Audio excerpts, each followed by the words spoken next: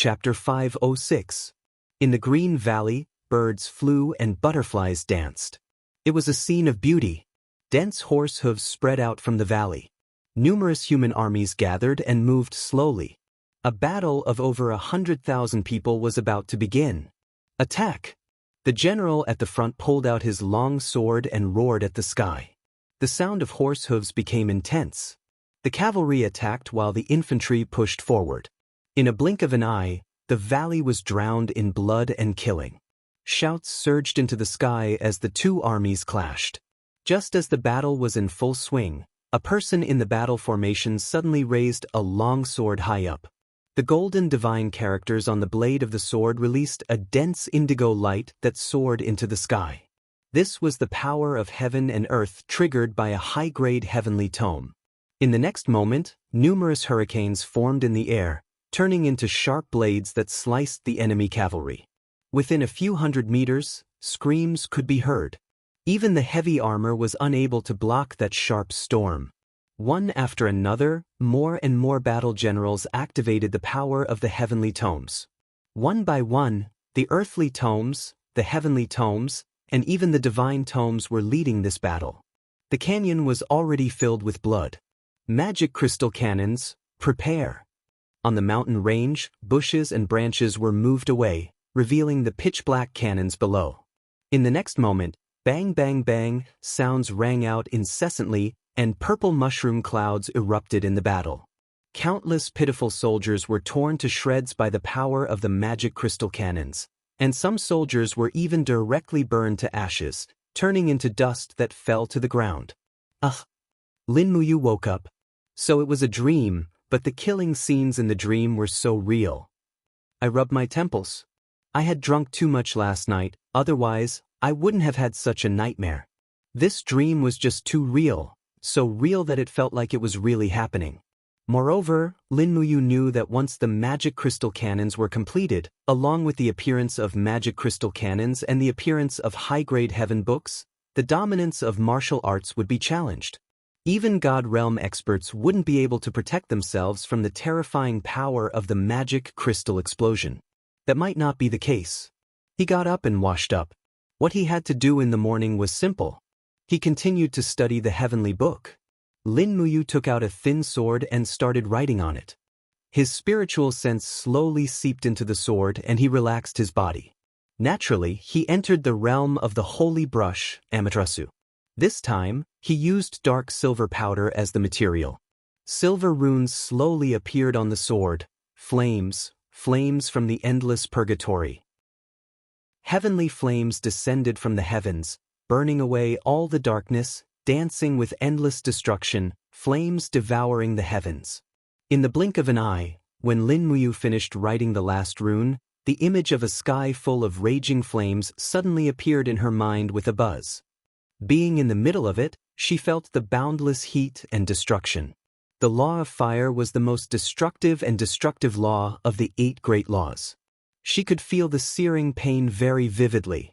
The state of mind had already appeared. Whoosh! A ray of light shot into the sky. It was an orange ray of light. Spirit book. And judging from the intensity of the color, it should be a middle-grade spiritual book. Lin Muyu was overjoyed. Finally, he could become a book again. At this time, the sword in his hand was no longer an ordinary sword. It was a sword with a middle-grade spiritual book in it. A middle-grade spiritual book could be activated 7 times in a lifetime. Each time it was activated, it needed about 7 days to recover its spiritual energy. It was stronger than the human book, but weaker than the earth book. Overall, it was already very good. At the same time, the moment the book was completed, Lin Muyu felt that the battle energy in his body was greatly depleted. Although the heavenly book used the power of heaven and earth, it had to be guided by the strength of the inscriber. Therefore, inscribing a heavenly book was not only a mental task, but also a physical one. Lin Muyu sat cross-legged as strands of Fushi's divine power slowly circulated around his body. He was using the heavenly book's mental cultivation method to modify the purity of the spiritual energy in his body.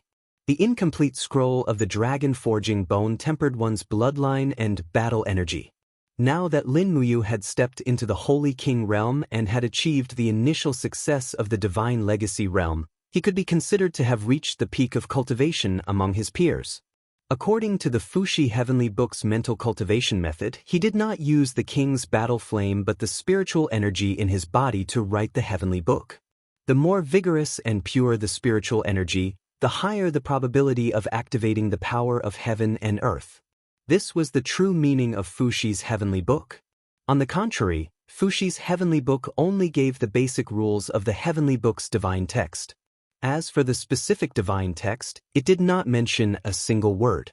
Just as Lin Muyu was practicing the Heavenly Book's mental cultivation method, the strand of Fuxi's divine power in his body seemed to be attracted and lingered around the mental cultivation method's spiritual energy as if it was protecting him. Lin Muyu could not help but be stunned. Could it be that Fuxi's divine power and the Heavenly Book's mental cultivation method were of the same origin? So, if he used Fuxi's divine power to write the Heavenly Book, what would the effect be? When he thought of this, he could no longer sit still. He quickly went to the table and took out a steel longsword. A row of Heavenly Book runes of the Law of Life flashed across his mind. Golden strands of Fuxi's divine power enshrouded his fingers. His mind wandered and he quickly wrote down a rune, Life. The warm current from the firmament heaven realm, the green rebirth of all things, melting the world of ice and snow, the endless power brings the revival of life, saving the dying and healing the injured. The Holy Pen's Amaterasu state had appeared. The state of mind had also appeared. Lin Muyu's spiritual sense was immersed in a flourishing brocade. The heaven and earth were filled with the power of life. Lush plants were growing healthily and birds were flying in the sky. The endless power of life spread rapidly between the heaven and earth, dyeing the desert and the Gobi Desert with layers of green. Today was the second time he had completed a book. Swoosh! A ray of earthy yellow light shot up from the steel sword and directly shot through the main hall and into the 9 heavens. He did not know if others could see it. Moreover, according to the intensity of the light, the color was relatively dim. It should be a low-grade earthly book. This was enough. It was the earthly book, a realm that many heavenly books inscribers could not pursue in their entire lives. Buzz buzz. The divine runes on the steel sword glowed faintly and slowly enshrouded. Lin Muyu was extremely excited. This was an earthly book. No, he could not hold it in anymore. He had to see the power of this earthly book of the Law of Life. He quickly walked out of the room.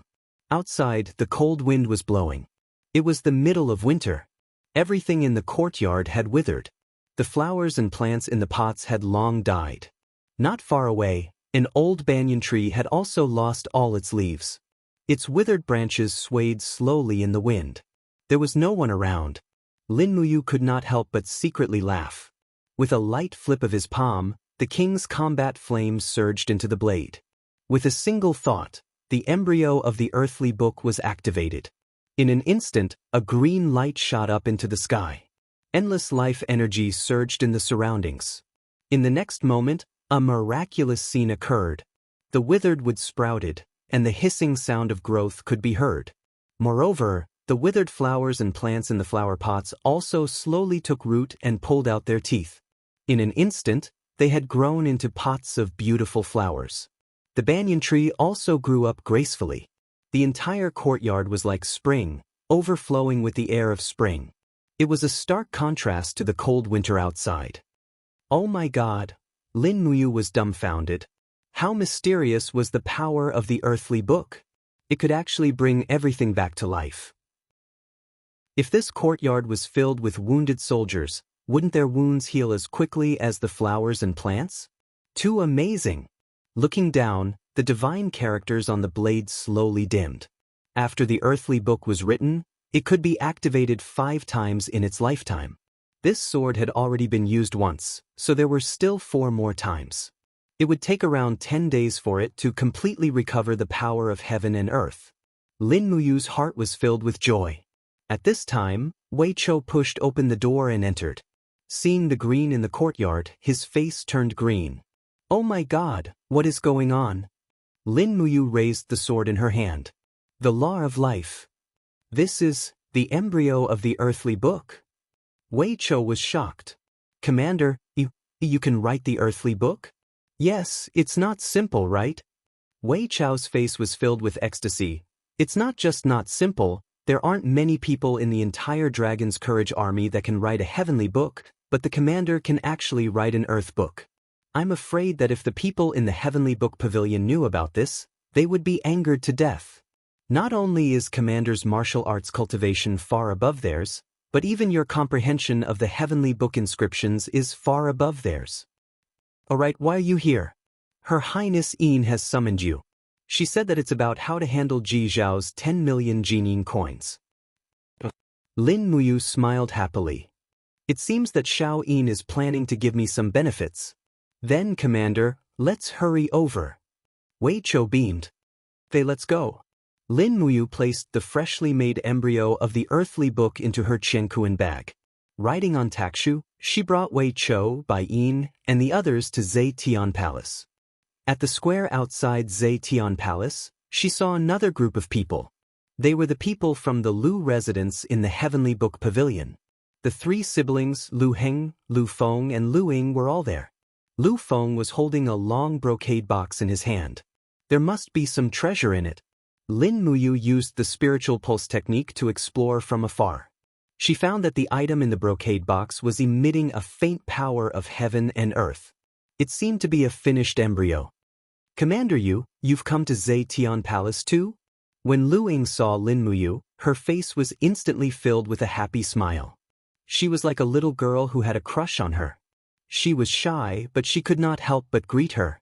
Lu Heng and Lu Feng were instantly displeased. However, Lu Ying was the apple of their father's eye, and she might not be willing to listen to her two brothers. Lin Muyu nodded and smiled. Her Highness has summoned me. Oh yes. Why are the people from the Lu residence here at Zetian Palace? Lu Ying beamed with joy.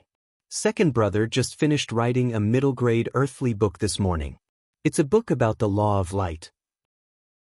He also heard that your Highness practices the law of light martial soul, so he specially came to present this middle-grade earthly book to you. I see. Lin Muyu smiled faintly and said, let's go in. Lu Ying was simple-minded and would not think of so many complicated relationships. Lu Feng was a natural genius. His innate talent in heavenly book inscriptions could be said to be the best in the empire. Furthermore, he had an elegant demeanor and had long been favored by the noble ladies in Lanyan City. However, the only person that Lu Feng seemed to be in love with was the Empress, Qin Yin. Although Lin Muyu was very confident that he would not lose to Lu Feng in terms of talent or martial arts, he was still somewhat uncomfortable when someone else coveted his girl. Wei Chou followed closely behind Lin Muyu with his hand on the hilt of his sword. He was only 5 meters away from Lu Feng. With such a short distance, Wei Chou was confident that he could pierce Lu Feng's throat in half a second before he could activate any heavenly book. However, Lin Muyu looked back at him with a slight reproach in his eyes. He could already see a trace of killing intent in Wei Chou. Wei Chou was also helpless. He grinned and removed his hand from the hilt of his sword. Chapter 507. The interior of Zetian Palace was brightly lit.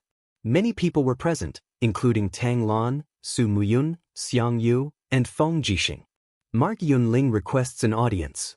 The official outside the palace shouted. Lu Heng, Lu Feng, and Lu Ying from the Lu residence request an audience. Lin Muyu strode in and stood beside Feng Jixing. The rules of the empire were that the civil officials stood in one row and the generals stood in the other. Lin Muyu, Feng Jixing, and Xiang Yu had the highest status in the empire, so she stood between Feng Jixing and Xiang Yu. Commander Yu is here. Qin Yin stood up and said with a smile, Ji Zhao colluded with the Iha kingdom and sold many heavenly tomes inscription tool embryos to the Iha kingdom.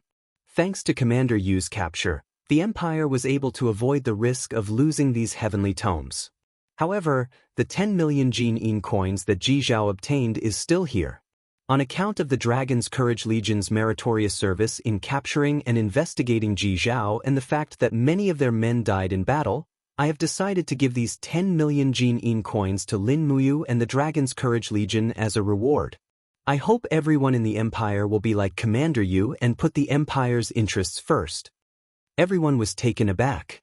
Everyone knew that the empress was biased towards Lin Muyu, but it was too blatant of her favoritism. Tang Lan hurriedly cupped her fists and bowed.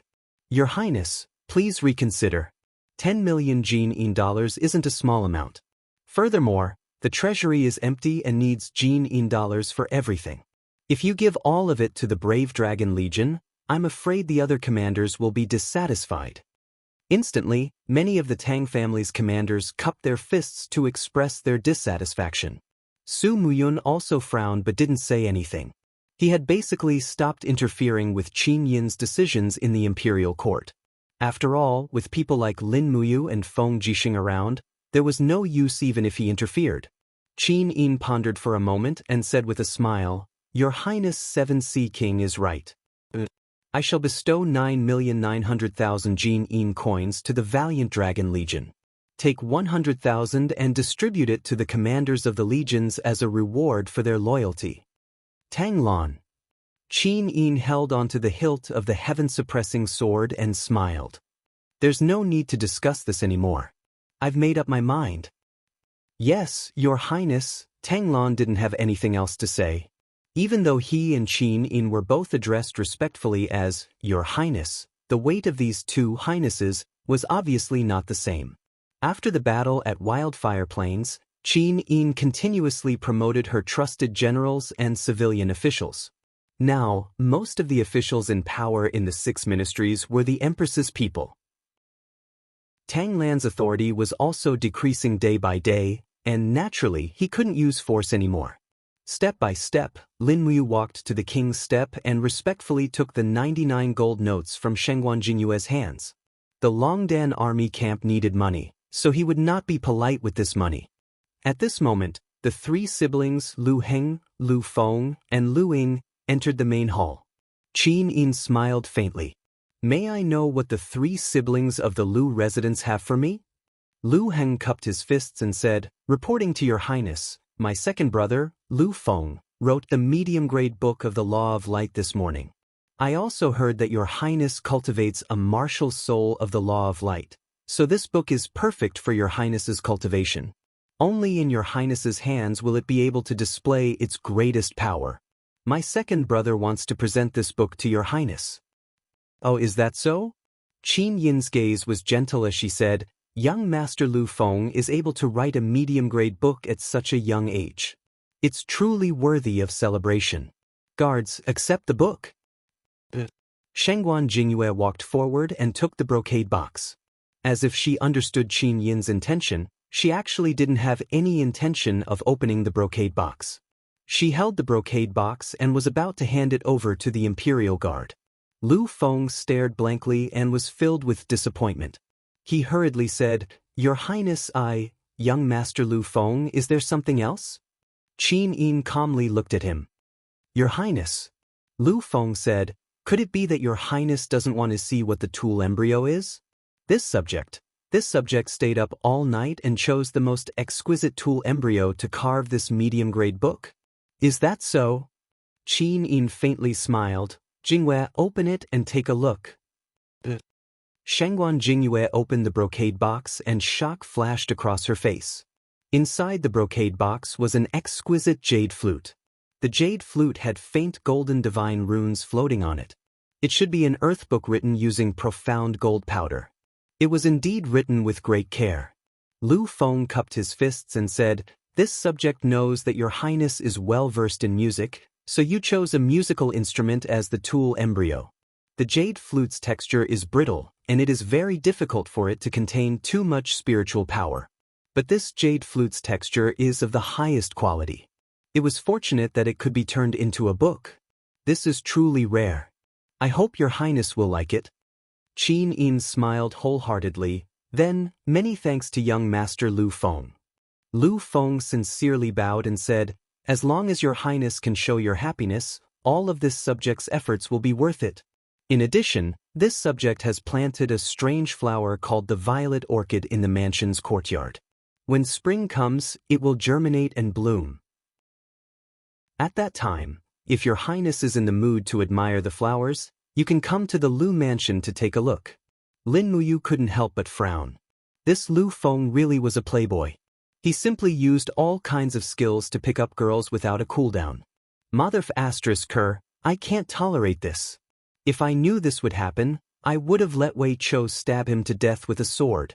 However, Lu Feng had underestimated Qin Yin too much. She wasn't the girl next door, but the Empire's princess who had personally experienced the chaos in Lanyan City. She was a girl who ascended to the throne after a narrow escape from death and personally experienced the war against the demon race. She had seen too much eagerness and too many hedonistic young masters. She knew where her heart belonged and understood that in this world, it wasn't about being with someone who treated her well, but rather, it was about working hard to be with someone she liked. It was very obvious that Qin Yin had long given her heart to Lin Muyu. Her defense against Lu Feng's offensive was simply 10,000. Thank you, young Master Lu Feng. Qin Yin smiled sweetly and said in a natural and unrestrained manner, there are many flowers in the Zetian Palace's courtyard. I don't need to leave the Zetian Palace to see the arrival of spring, so there's no need to trouble young Master Lu Feng. Lu Feng was startled, but he was still unwilling and continued to say, Your Highness. I, Lu Feng, am willing to sacrifice my life for your highness. If I, Lu Feng, can surpass the limits of writing a heavenly book, is your highness willing to grant me a chance to have a meal alone? Qin Yin was startled. As the empress, there were some words that were difficult for her to say out loud. However, at this moment, Feng Jixing couldn't bear it anymore and shouted, Lu Feng, that's enough. Her highness is the monarch and you are the subject. I think you have already forgotten the difference between a monarch and a subject, right? Her highness is the monarch of a nation, above tens of thousands of people. How can a hedonistic young master like you pursue her? If you say one more word, I will immediately order for you to be expelled from the Zetian Palace. Tang Lan frowned and said, General Feng, the Lu residence is a heavenly book distinguished family in the Zhangnan province. I hope that you can be lenient with your words. Besides, a fair and graceful lady is a gentleman's desire. Her highness is in the prime of her youth and her peerless beauty is even more rare in this world. Even though Lu Feng is a subject, he is still young after all. It is understandable that he admires her highness' beauty. I hope that your highness can understand. Qin Yin nodded and smiled. Thank you for your trouble, Master Lan. Feng Jixing smiled. It's just that. Her highness Cultivation has already stepped into the saint realm and her beauty will remain forever. Even if another 10 or 50 years pass, she will still be as beautiful as she is now. On the other hand, Lu Feng, what cultivation do you have? In another 50 years, you will be old and frail. Can you still match up to her highness who is as beautiful as a flower? Lu Feng was startled. He clenched his fists and said, I will also start practicing martial arts. Qin Yin's beautiful eyes were like water as she looked at the officials in the palace. She said indifferently, My lords, I know that many people are worried about Xiao Yin's marriage. They are worried that there will be no successor for the empire and that Xiao Yin will be lonely. In fact, there is no need for that. The person that Xiao Yin loves is my elder brother, Mark Yunling, the commander of the Dragon's Courage Legion, Lin Muyu. If I marry, I will marry him. Everyone in the world knows about this. No matter if it is 10 years, 100 years, 1,000 years, or even 10,000 years, my heart will not change. Lu Feng was startled. He never thought that his pursuit would actually cause Qin Yin to reveal her feelings in front of the officials. At this moment, Lin Muyu spoke. He cupped his fists and said excitedly, Your Highness. Since you have confessed, then I must say a few words. Feng Jixing almost vomited blood. He glared at him. You still want to act cool at a time like this? Lin Muyu took a few steps forward and said, Your Highness is the ruler of a country. You are above tens of thousands of people and have an honorable status. If your highness is willing to be with me, Lin Muyu, I will definitely not lose to anyone, no matter in which aspect.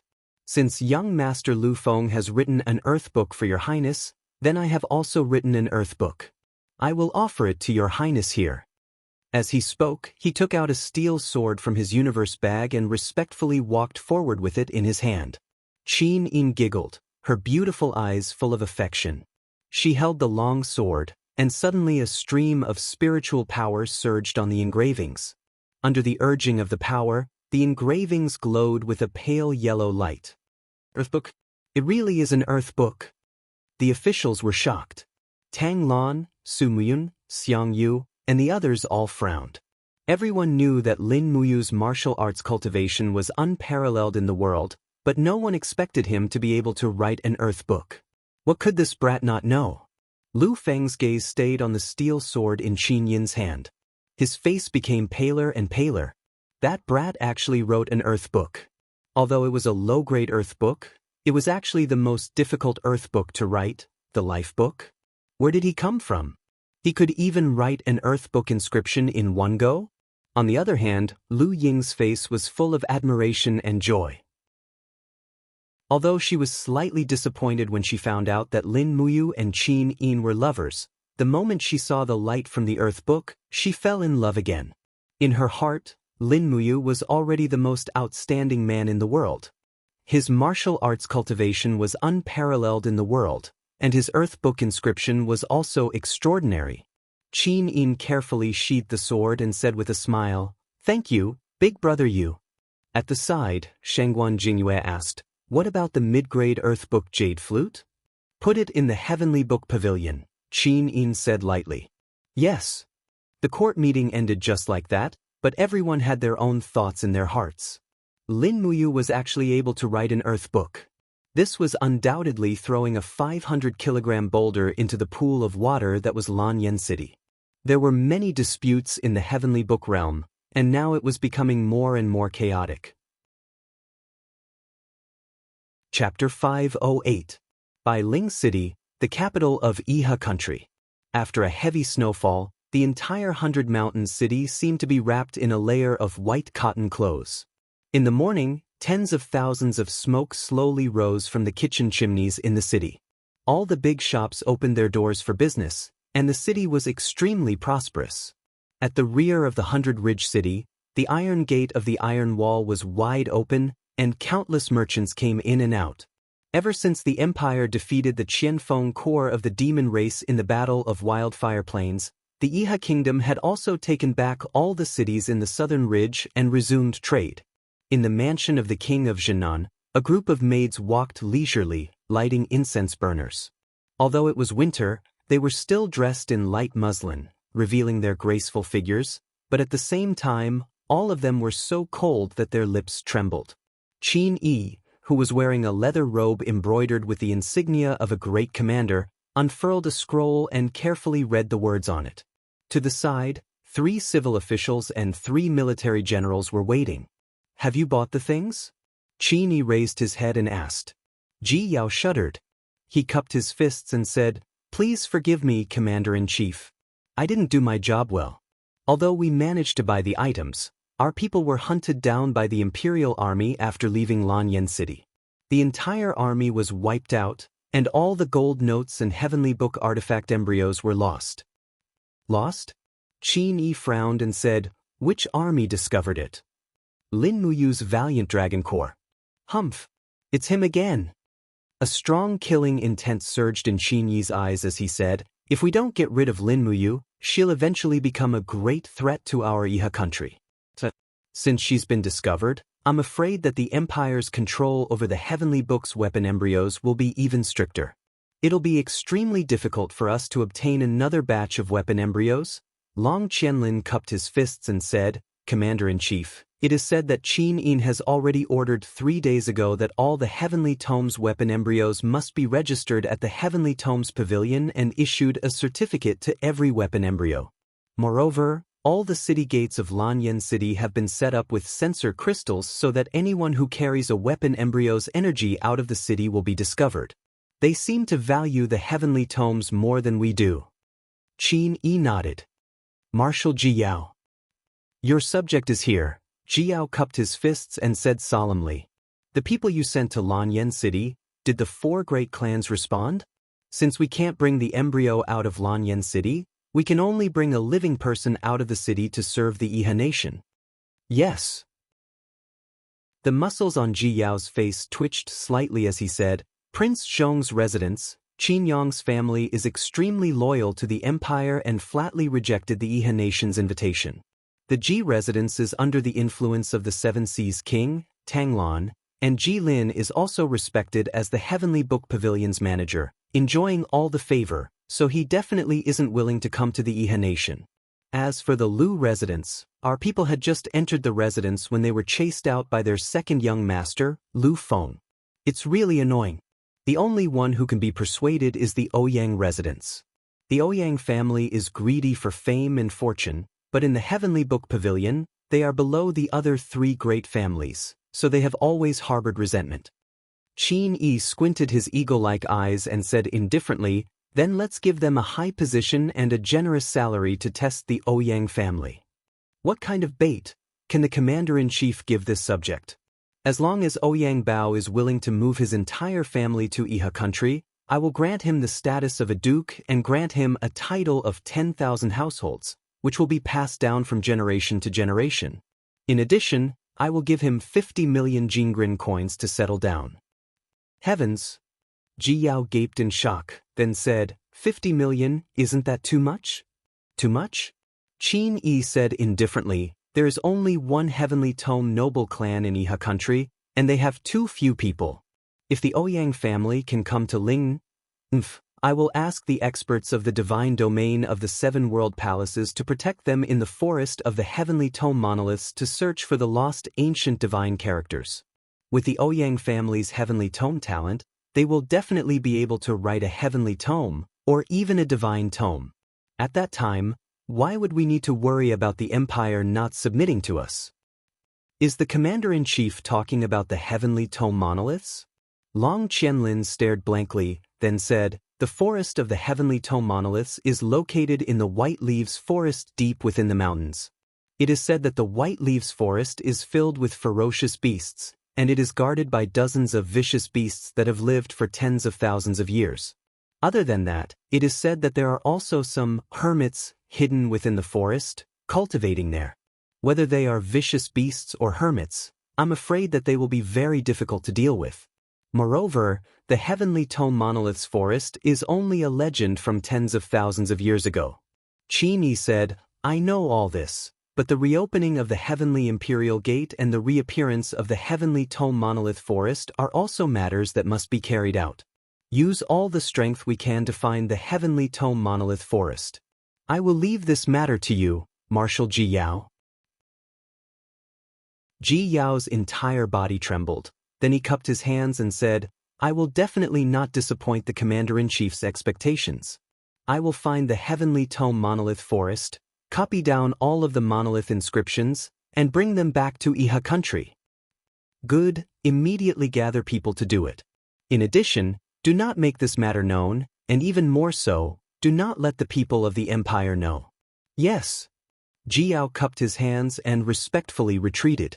Qin Yi turned his gaze to Long Qianlin and said, General Long, what are the recent movements of the demons? Long Qianlin said, the Qianfeng and Lei Chong armies have already returned to the north of the mountains. The Qianfeng army is lying dormant in Winterfrost City, while the Lei Chong army is guarding the eastern border of Tsangnan province, far away from the armies of the Empire's steel wall. There shouldn't be a great battle in a short period of time. The spies we sent out have found some news. The Qianfeng army is currently speeding up the replenishment of the armor demons. Every day, we can see a batch of armor demons coming out of the Heaven's Path Gorge. However, our people do not dare to enter the Heaven's Path Gorge. Any human who enters the Heaven's Path Gorge dies. So it's like that? I wonder what the demons are up to. Qin Yi gently pressed his palm on the table and said, we should make plans as early as possible. By the way, how is your research on the arrow box going? We have dismantled the arrow box used by the Empire. After careful study, the weapons department has developed a new arrow box. Moreover, the improved arrow box has a greater range and greater lethality. At present, the weapons department is working hard to forge it. I believe that before the next war, we will have at least 1,000 arrow boxes. Please rest assured, General. Yes. Also, we should intensify the training of the Iron Chain Horse. But our Iron Chain Horse has no advantage over the Armor Demon Corps at all. General? Long Qianlin said suspiciously, why do we continue to practice this kind of combat method? Qin Yi's eyes lit up. General Long, we should make plans as early as possible. What do you think about using the Iron Chain Horse to fight against the heavy cavalry of the Empire after the demons are wiped out? Long Qianlin could not help but feel a little disappointed. Do you still want to destroy the Empire, General? Of course. Qin Yi leaned back on the throne behind him and let out a long sigh. I can't sleep well if Qin Yin, Lin Muyu, and Feng Jixing are not dead. General Long, you must not have felt the pain of being unable to sleep at night. Long Qianlin, half a month passed in the blink of an eye. Lanyan City, the snow had just cleared up. It was another Shangxi festival. After celebrating with the people, 4 heaters were lit in the rear hall of Zetian Palace. A wave of warmth enshrouded the place. Female officials and maids stood quietly behind Qin Yin and Tang Xiaoxi, waiting on them without looking sideways. Swish! A blue light shot up from the dagger in Qin Yin's hand. According to the intensity of the light, it was relatively dim. It should be a low-rank book. However, Qin Yin was so excited that she was about to jump up. She said joyfully, I've become a book. Xiaoxi, I've become a book. Tang Xiaoxi's face was also flushed with excitement. She said with a smile, Xiao Yin has become a book. I should be one soon too. I should be. As she spoke, Tang Xiaoxi waved her spiritual pen and quickly wrote a paragraph of divine text on a shield. She had memorized the symbols of this divine text. It was not easy for Tang Xiaoxi, who had never liked to study since she was young. After she finished writing the divine text, Tang Xiaoxi suddenly froze. Flames emerged from her Yi. Although the flames were relatively weak, she still entered the state of mind. Swish! Another beam of light green light soared into the sky. This was the second time that the Zetian Palace had activated the power of the heavens and the earth today. Tang Xiaoxi had also become a book. Although it was still a low-ranked book, and it was the worst book among all the heavenly books, it was enough to make the Countess extremely happy. Mu Xiaoyin and I have become books. Tang Xiaoxi excitedly rushed to a giant golden pillar at the back of the palace but did not say anything. This was because she and Qin Yin had discovered that Lin Muyu was very focused. The spiritual pen in his hand was swishing and writing golden divine text on a broadsword. This stingy fellow was finally willing to use low-rank black gold powder to write a book of heaven. It was not easy at all. Lin Muyu was completely focused. His eyebrows were tightly knitted as he wrote the divine text. He had already entered a state of complete concentration. In his Yi, the light of the holy pen, Amaterasu, shone in all directions. Every stroke of the pen was so focused and powerful. One by one, the divine text quickly seeped into the broadsword. Very quickly, just as the book was about to be completed, his body suddenly shook. His spiritual sense entered a chaotic space. Hurricanes danced wildly around him, almost tearing his armor and body apart. The biting cold wind made it difficult for him to open his eyes. An absolute storm was gradually forming. Swish! A pale yellow light shot up into the sky. Once again, he had become a book. Wow! Qin Yin and Tang Xiaoxi's little mouths were wide open. It's become a book again. A low-rank earthly tome. Lin Muyu took a deep breath and woke up from his state of mind. Looking at the pale yellow light on the blade, he said, Yes, it's become a book again. And it's still a low-rank earthly tome. What's wrong with me?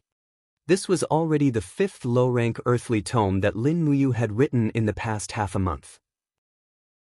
No matter how hard he tried, no matter how much he refined the wisp of Fushi's divine power, and even the materials he used were constantly upgraded.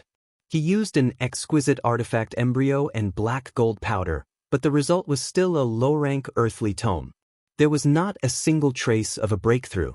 Qin Yin slowly sat down beside Lin Muyu. She smiled gently and said, It's probably because of the combination of the divine characters. The divine characters that we use are all very simple, and they can't activate the more powerful power of heaven and earth. If we want to write a heavenly book of a higher grade, we have to learn more complicated and profound divine character combinations. Yes, that's right. Lin Muyu slowly sheathed his long sword and asked, but where can we learn more profound stories? I don't know either. Most of the heavenly tome and godly tome inscriptions on the continent have been lost. Chapter 509. At night, in the courtyard of the commander of the Longdan army camp, Lin Muyu held the star sword in her hand and looked up at the stars in the sky. She absorbed and refined the power of the stars. A strong king's fighting flame was also spinning rapidly on the surface of her body. As the star power that Lin Muyu refined became stronger and more vigorous, the strength of the king's fighting flame also underwent a huge change. The impact in her chi became more and more intense. Suddenly, the surging fighting chi seemed to have broken through a layer of suppression in her chi and quickly passed through all the meridians in her body. An incomparably comfortable feeling spread throughout her body. Another breakthrough. Lin Muyu was secretly delighted. With the progress of her cultivation of the heavenly book inscriptions, the cultivation of her state of mind was also getting higher and higher. Finally, she had broken through to the realm of the divine legacy. The strength of the king's fighting flame had greatly increased by a level. Before she could finish being happy, a deep chill suddenly fell from the sky and countless starlight poured into her body. Unlike the scorching heat of the 5 mountains descending from the heavens and the star lotus armor, this power of the stars was full of chill. In the blink of an eye, it turned into thousands of stars that continuously fell into Lin Muyu's EC. Bang, bang, bang. Lin Muyu's spiritual awareness turned into an entity and flew in the EC. However, she could only watch as countless icy stars fell into the EC, stirring up monstrous waves.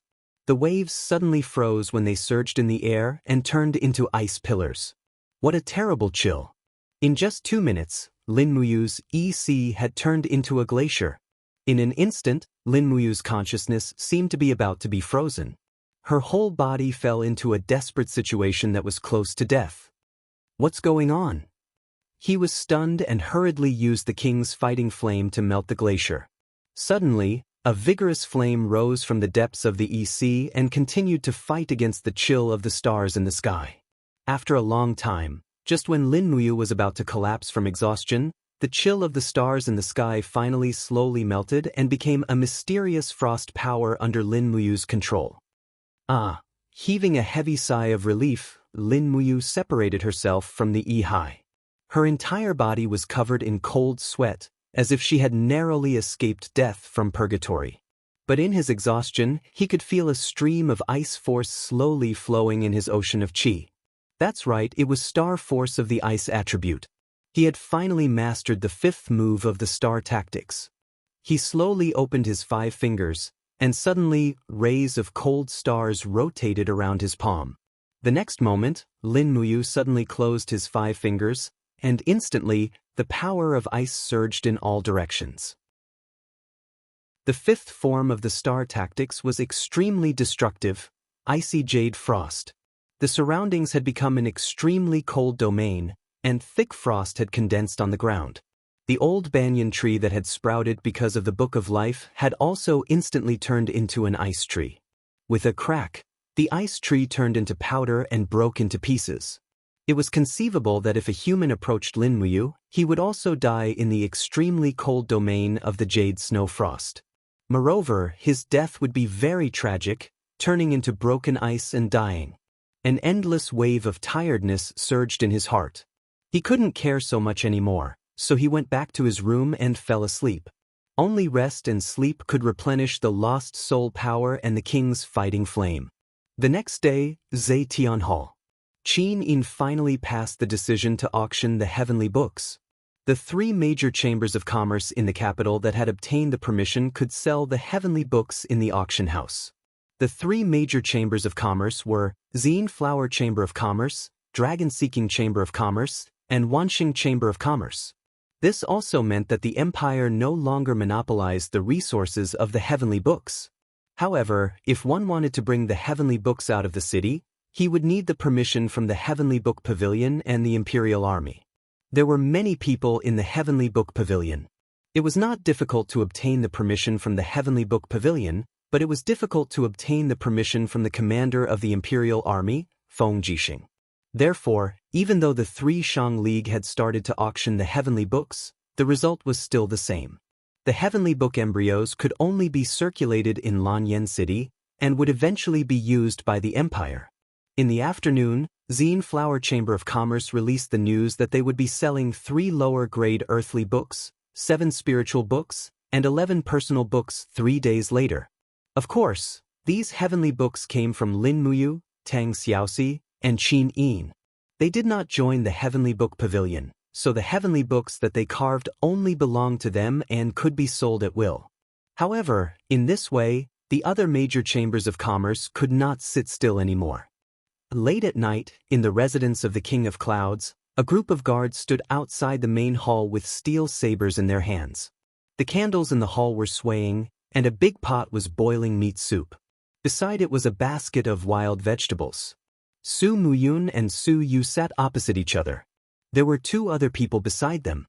One of them was the boss of the Wansheng Chamber of Commerce, Lu Exin, and the other was his daughter, Lu Ro. She was an 18-year-old girl wearing a long purple dress and was extremely beautiful. Cough, cough. Lu Exion's expression was a little ugly. She said, "It's rare that your highness still has the leisure to eat hot pot here. Jin Xiaotang has almost robbed our Wansheng Chamber of Commerce's source of income in Lanyan City. In the past few months, they have opened ironware shops, rice shops, silk shops, and so on. They have continuously attracted the weaker Shang League members to join them. The entire Zine Flower Chamber of Commerce has become so huge that it is comparable to the Imperial Chamber of Commerce. Now that they have announced that they will be selling the Heavenly Book artifact embryos in 3 days, I'm afraid that the economic lifeline of the entire empire will soon be controlled by Jin Xiaotang and Lin Muyu." "Boss Lu, don't be anxious." Su Muyun smiled slightly. "Let's eat first. As for Jin Xiaotang and the Imperial Chamber of Commerce, let them do what they want. It doesn't matter." "How can you say that it doesn't matter?" Lu Exine could not help but stand up. Her face was red as she said, "The Wansheng Chamber of Commerce's business is getting worse. This month's profit is only about 80% of last month's. If this continues, I'm afraid we're really finished." "That won't happen." Su Muyun comforted her. 3 days later, a batch of goods will be shipped from Yunzhong province. Among them, there are at least 8 lower-grade earth tomes, nearly 30 spiritual tomes, and nearly 100 personal tomes. Isn't this enough for the Wansheng Chamber of Commerce to make a comeback? Lu Exine was instantly stunned. How is it possible? How can there be so many heavenly tomes outside of Lanyan City? Lu Ro was also surprised. "Yes," Su Yu smiled and said, "It's very simple. A month ago, Father began to search for talents who could inscribe heavenly tomes in Yunzhong province. He also sent people to set up the Scholars Pavilion in Muyu City to recruit talents from all over the world. Now, there are more than 300 scholars in the Scholars Pavilion. It's not surprising that there are so many heavenly tomes." Su Muyun gently stroked his white beard and said, "Boss Lu, do you have any objections now?" "No." Lu Exine nodded repeatedly. "Your Highness is really far-sighted. I admire you very much. Only when you're full will you have the energy to work." "Yes. By the way, when will the new war horses that the Iron Blade Army needs be delivered? The northern desert is too far from Lanyan City. It will take about a month to get there. 5,000 good horses are the best war horses in the northern desert. Your Highness will not be disappointed." "Okay, I'll remember your contribution." "Thank you, Your Highness." 3 days later, the Zine Flower Chamber of Commerce was as crowded as expected. The business was so good that it was scary.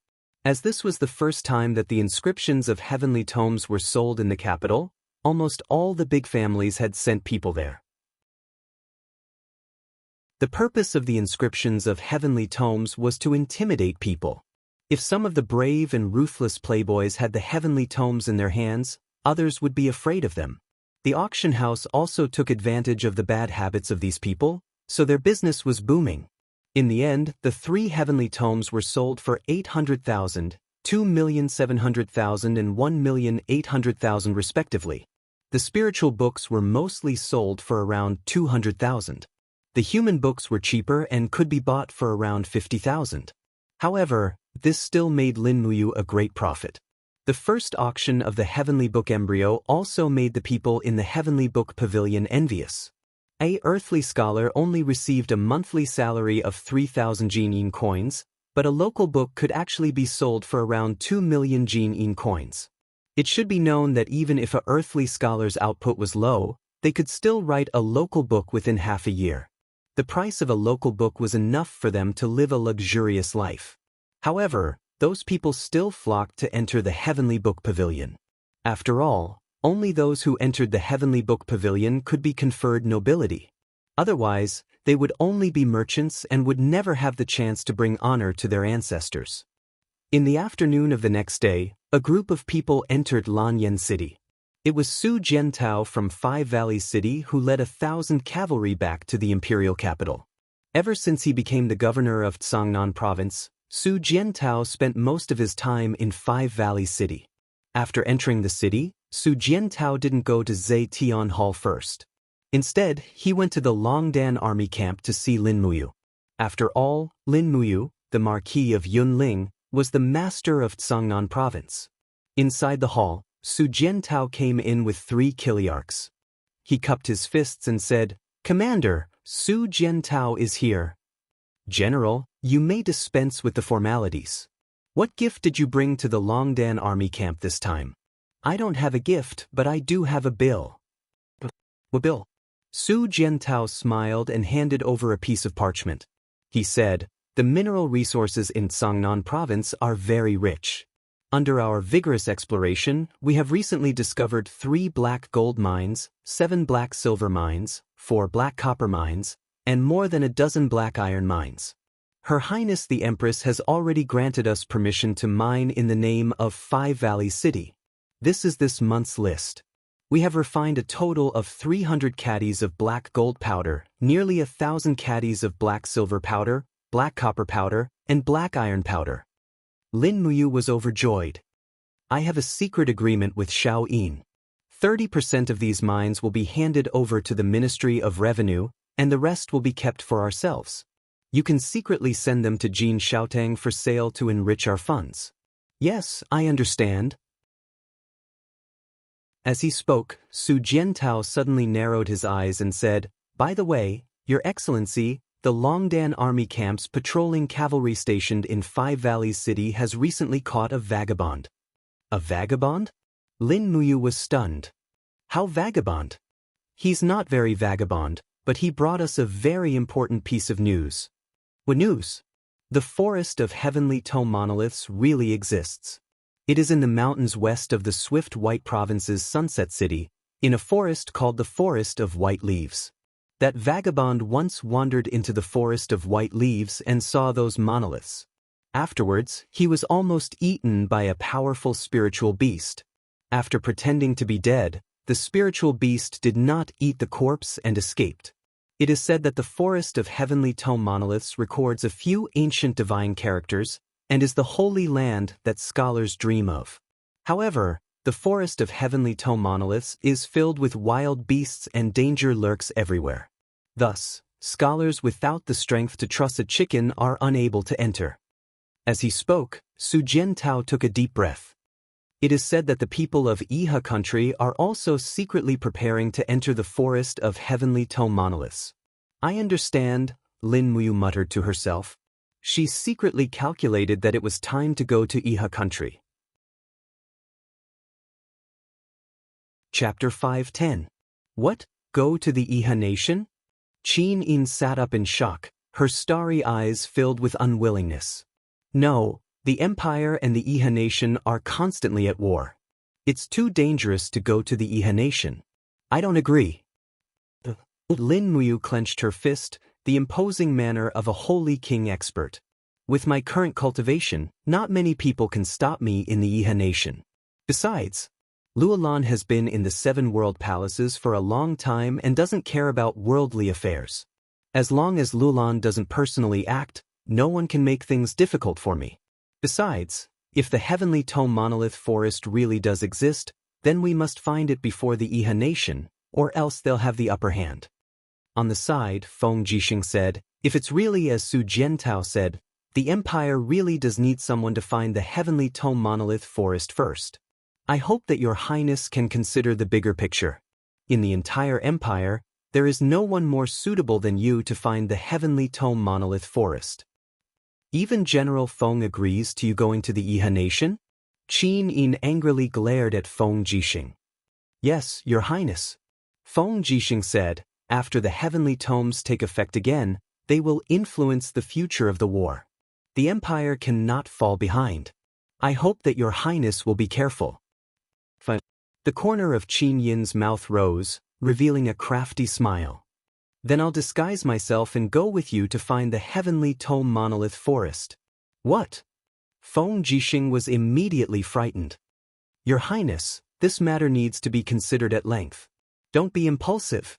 As the ruler of a country, how can you just leave like that? What if something unexpected happens? Didn't you support finding the Heavenly Tome Monolith Forest?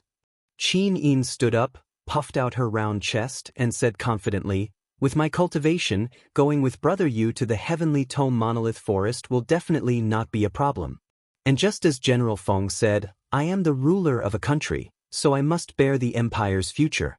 Since the Heavenly Tome Monolith Forest is so important, I must personally go. Feng Jixing said nothing.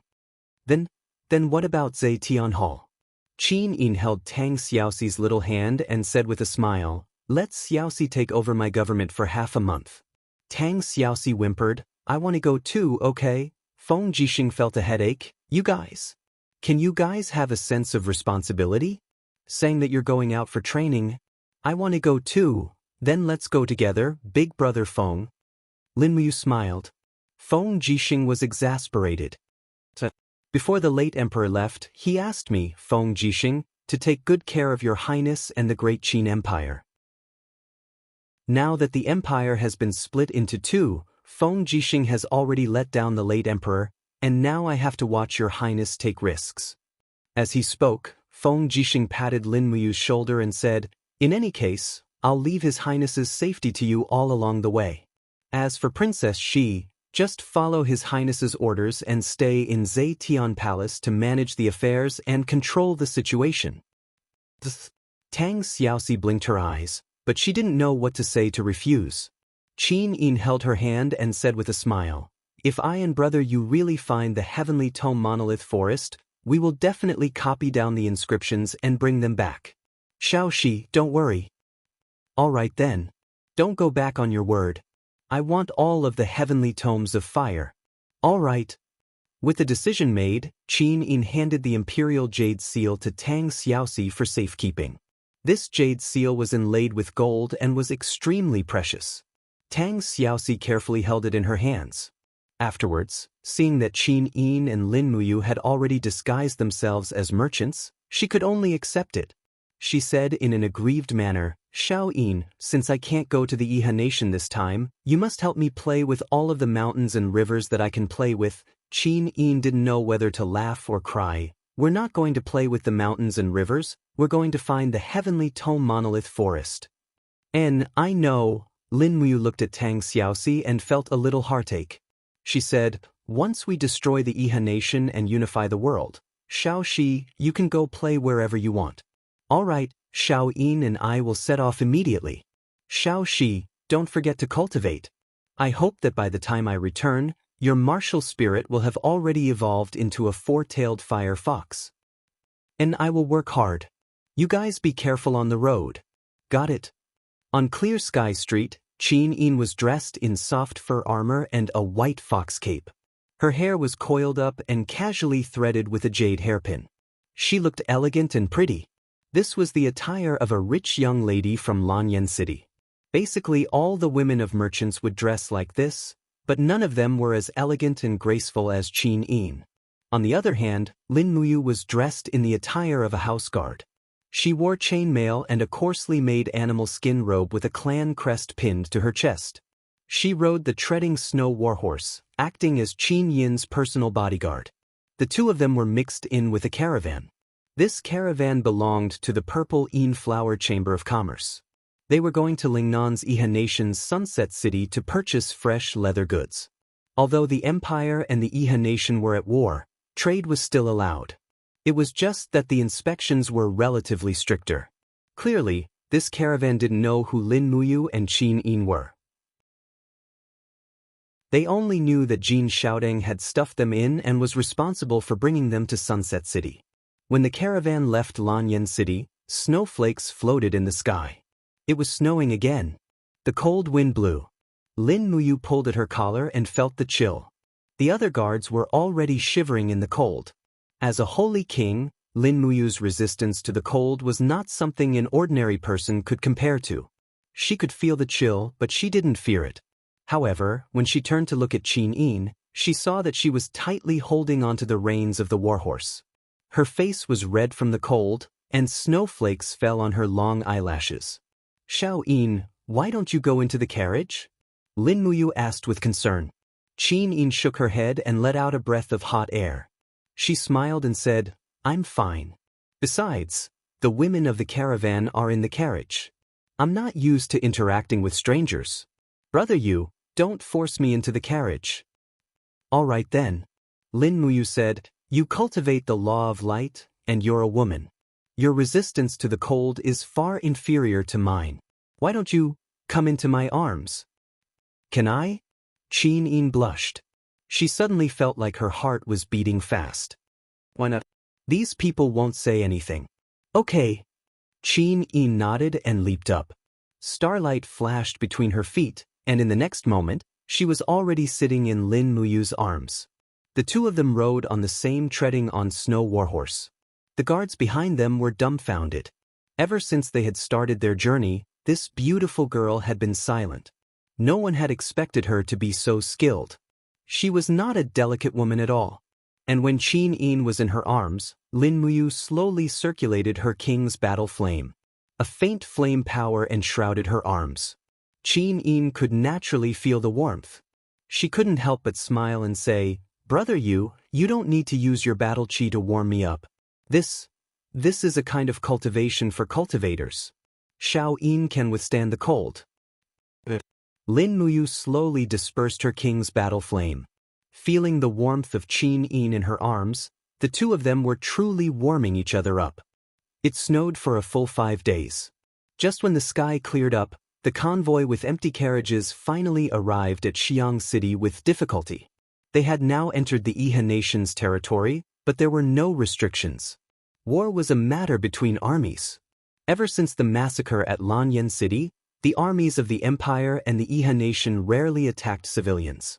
Lin Muyu was dressed as a guard and wasn't afraid of being recognized. Although there were portraits of him and Qin Yin almost everywhere in the Iha Nation, they didn't look alike. Therefore, very few people knew what the Empress and Marquis Yunling looked like. In the end, the boss of the convoy spent a few Jinin coins and the convoy successfully entered Xiang City. Arriving at Xiang City again, Lin Muyu was naturally very emotional. The last time he left here, he left with a body full of fatal injuries. He would always remember Ding Shi's arrow that almost took his life, but he would always remember Ding Shi's trust and protection of him. If it wasn't for Ding Shi, perhaps he and Qin Yin wouldn't be alive now. Following the main road in the city, they left Xiang City in a straight line. Their next destination was the eastern forest of the Swift White Province. It would take at least 3 to 5 days of travel to reach the vicinity of the White Leaves Forest. Outside the city, there was an endless stream of people. There were merchants, mercenaries, and farmers. Lin Muyu urged his horse forward slowly and whispered to Qin Yin, "The group of people on the left has a heavenly book on them. It looks like a high-grade spiritual book. They should be heading for the same destination as us, the White Leaves Forest." Qin Yin glanced at them and saw that the group of people on the left was dressed very strangely. In the middle was a young man dressed like a scholar and was about 25 years old. Surrounding him was a group of burly mercenaries and guards. It seemed like they were responsible for protecting him. Second young master. A mercenary with the insignia of a chiliarch on his shoulder said respectfully, "This time, you secretly went out to find the heavenly tome monolith forest without even telling the master. Isn't that a little inappropriate?" The second young master had an unruly expression and sneered, "General Liu, you will bring 50 people to protect me. I will pay you a sufficient commission. Don't worry, even if you don't find anything on this trip, you will still receive a commission of 3,000 Jianghu coins. If you help me find the heavenly tome monolith forest, I will give you an additional 100,000 Jianghu coins. So, you only need to take care of your own business." "Yes, your subordinate understands." Lin Muyu heard everything clearly and quickly deduced the identity of these people. Since this second young master knew of the existence of the heavenly tome monolith forest, he must also be a heavenly tome scholar. Moreover, to be called the second young master and to be so generous, he must be the second young master of the Iha Kingdom's largest heavenly tome family, the Northern Qi Manor, Huan of Northern Qi. As expected, the struggle for the heavenly tome monolith forest was not simple. The people of the Iha Kingdom had also received the news. Lin Muyu and Qin Yin looked at each other and tacitly urged their horses forward. The two war horses galloped away. The fewer people who knew about them, the better. Chapter 511. In the evening, they stayed in a small town on the eastern border of the Swift White Province. In order to conceal their identities, Lin Muyu and Qin Yin each bought a hunter's attire and disguised themselves as hunter siblings. When Qin Yin's fur armor was changed into a leather skirt armor, and her hair was replaced with a hairpin made of animal bone, she looked more like a girl next door. Lin Muyu stared at her for a long time. "Have you seen enough?" Qin Yin giggled and asked, "What's different about me now?" "You're very different." Lin Muyu smiled and said, "Xiao Yin, let's hurry. There's an inn about 10 miles from here. Let's spend the night there." The two of them mounted their horses and left the small town. Both of them carried longbows and quivers on their backs.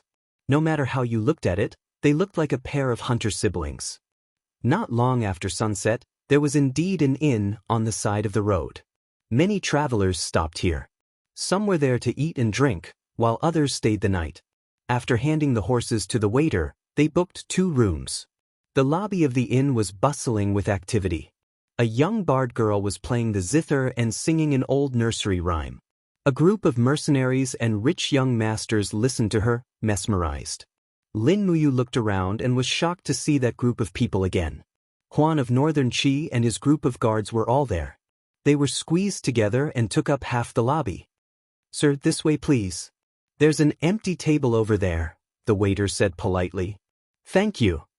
Qin Yin ordered 2 simple dinners and ate with Lin Muyu. Not long after, a young man dressed like a rich man suddenly stood up in a corner of the lobby. His face was red, and it was clear that he was drunk.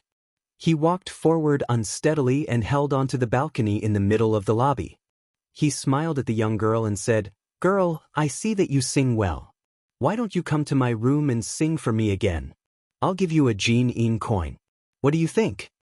The young girl paused and said, "Sir, I can't. What did you say?" The noble young master's face turned red, and he held a Jianghu coin in his hand as he said, "I'm giving you face by doing this. Don't be so shameless. With your lowly status, it's a blessing for your ancestors to give you the opportunity to serve me. Let me tell you, with your status and appearance, a Jianghu coin is enough to sleep with you, not to mention that it's just a song from you." The young girl was so scared that her face was pale. "Sir, I'm just a performer. Please have some self-respect." The old man also begged, "Sir, let my daughter go. She's still young. Get out of my way." The young master suddenly held the long sword in his hand horizontally and hit the old man with the scabbard with a bang. The long sword was enshrouded in a light green light, and the power of heaven and earth slowly circulated around it. It was actually a people's book, and it looked like a low-level people's book. He was angry and embarrassed and said, "Who in the eastern region of the province doesn't know my name? I wrote a middle-level people's book at the age of 22, and even the Marquis of Xiang sent me a letter of appointment. You little girl, how dare you not give me face? You're looking for death. Behind him, one of Li's guards started to jeer, Ha, young master, do you want us to help you send this arrogant little girl to her room? Stop. Before Lin Muyu could speak, someone stood up not far away. It was Northern Qi's second son, Northern Qi Huan. His face was full of anger, and he slammed the table and stood up. He said, I didn't think there would be such a despicable person in the countryside, taking liberties with a girl in broad daylight. Li Zhuo, you're shameless. Or you. Li Zhuo was startled, and looked at Northern Qi Huan and the others. His face was full of shame and anger. Who do you think you are? How dare you lecture me? Northern Qi Huan sneered, and slowly walked forward with a thin sword in his hand. He said, What did you just say? I didn't hear it clearly. That old guy, the Marquis of Xiang, personally sent you a letter of appointment? Yes, what about it? That old guy is really muddle-headed. How could he send a letter of appointment to an idiot like you? Is there really no one else in Iha country that a despicable person like you can succeed? Bullsh *T. Li Zhuo was furious, and the sword in his hand glowed. He said, I don't care who you are today. If you dare to interfere in my business, I'll let you have a taste of the Book of Heaven. Is that so? Northern Qi Huan's face was calm. He said, Then bring it on. Bastard. Li Zhuo's face had already begun to twist slightly. He gently flipped his wrist, and with a thought, the Book of Heaven was immediately activated. What a good low-level wind book. Wind blades spun around the blade, and suddenly flew towards Northern Qi Huan. After all, it was a low-level human book, the lowest level of Book of Heaven. Its power was far less terrifying than a spirit book or an earth book. It was equivalent to an attack from an earth realm cultivator. Northern Qi Huan raised his sword, and a thick orange light shot up from the blade. It was a top-level ice book of heaven. Hum, hum, hum. Waves of wind and snow gathered in front of Northern Qi Huan, condensing into the shape of an ice shield, easily dispelling Li Zhuo's low-level spiritual book. At the same time, Northern Qi Huan rushed forward, and his sword suddenly came down from the sky. With a bang, the ice and snow swept across. Li Zhuo stood majestically in place, his face ashen. The next moment, white frost climbed up his body. So weak. Northern Qi Huan slowly sheathed his sword and turned to leave. Behind him, with a crash, Li Zhuo's body collapsed. Even his blood had been frozen into ice. His entire body had turned into a pile of broken ice. Looking at the situation, he should be completely dead. Murder. The innkeeper was stunned. After Li Zhuo's group of subordinates saw this, they were all dumbfounded. They did not even think of getting back at Northern Qi Huan. One by one, they rushed out of the door and disappeared without a trace in the blink of an eye. Northern Qi Huan returned to the table, sat down, and said with a smile, Drink, let's continue eating and drinking. Don't let a despicable person spoil our mood. The group of mercenaries seemed to be used to this. This soul-stirring scene of Book of Heaven killing, they should be used to it, right? Not long after, the innkeeper called in a few burly men. After cleaning up the pieces of the body, they began to sing again. The lobby was once again bustling with noise and excitement. Lin Muyu ate the wheat cake and drank the egg drop soup. She couldn't help but frown and said in a low voice, Killing people in Iha Kingdom is so easy that no one cares? Qin Yin raised the corner of her mouth and said softly, The Iha Kingdom has its laws, but after the heavenly imperial gate was reopened, they established another law regarding the tomes of heaven. Those who hold the tomes of heaven are allowed to fight and kill each other with the tomes of heaven, and the killer is not against the law. Qin Yi used this method to encourage the tomes of heaven within the borders of the Iha Kingdom to continuously improve their abilities. Hearing this, Lin Muyu felt a chill in her heart. Qin Yi was able to kill his brother and seize the throne, so he indeed had the courage to issue such a cruel law. At this moment, Northern Qi Huan suddenly glanced at Lin Muyu in the distance. He seemed to have already recognized Lin Muyu, but he was not too sure.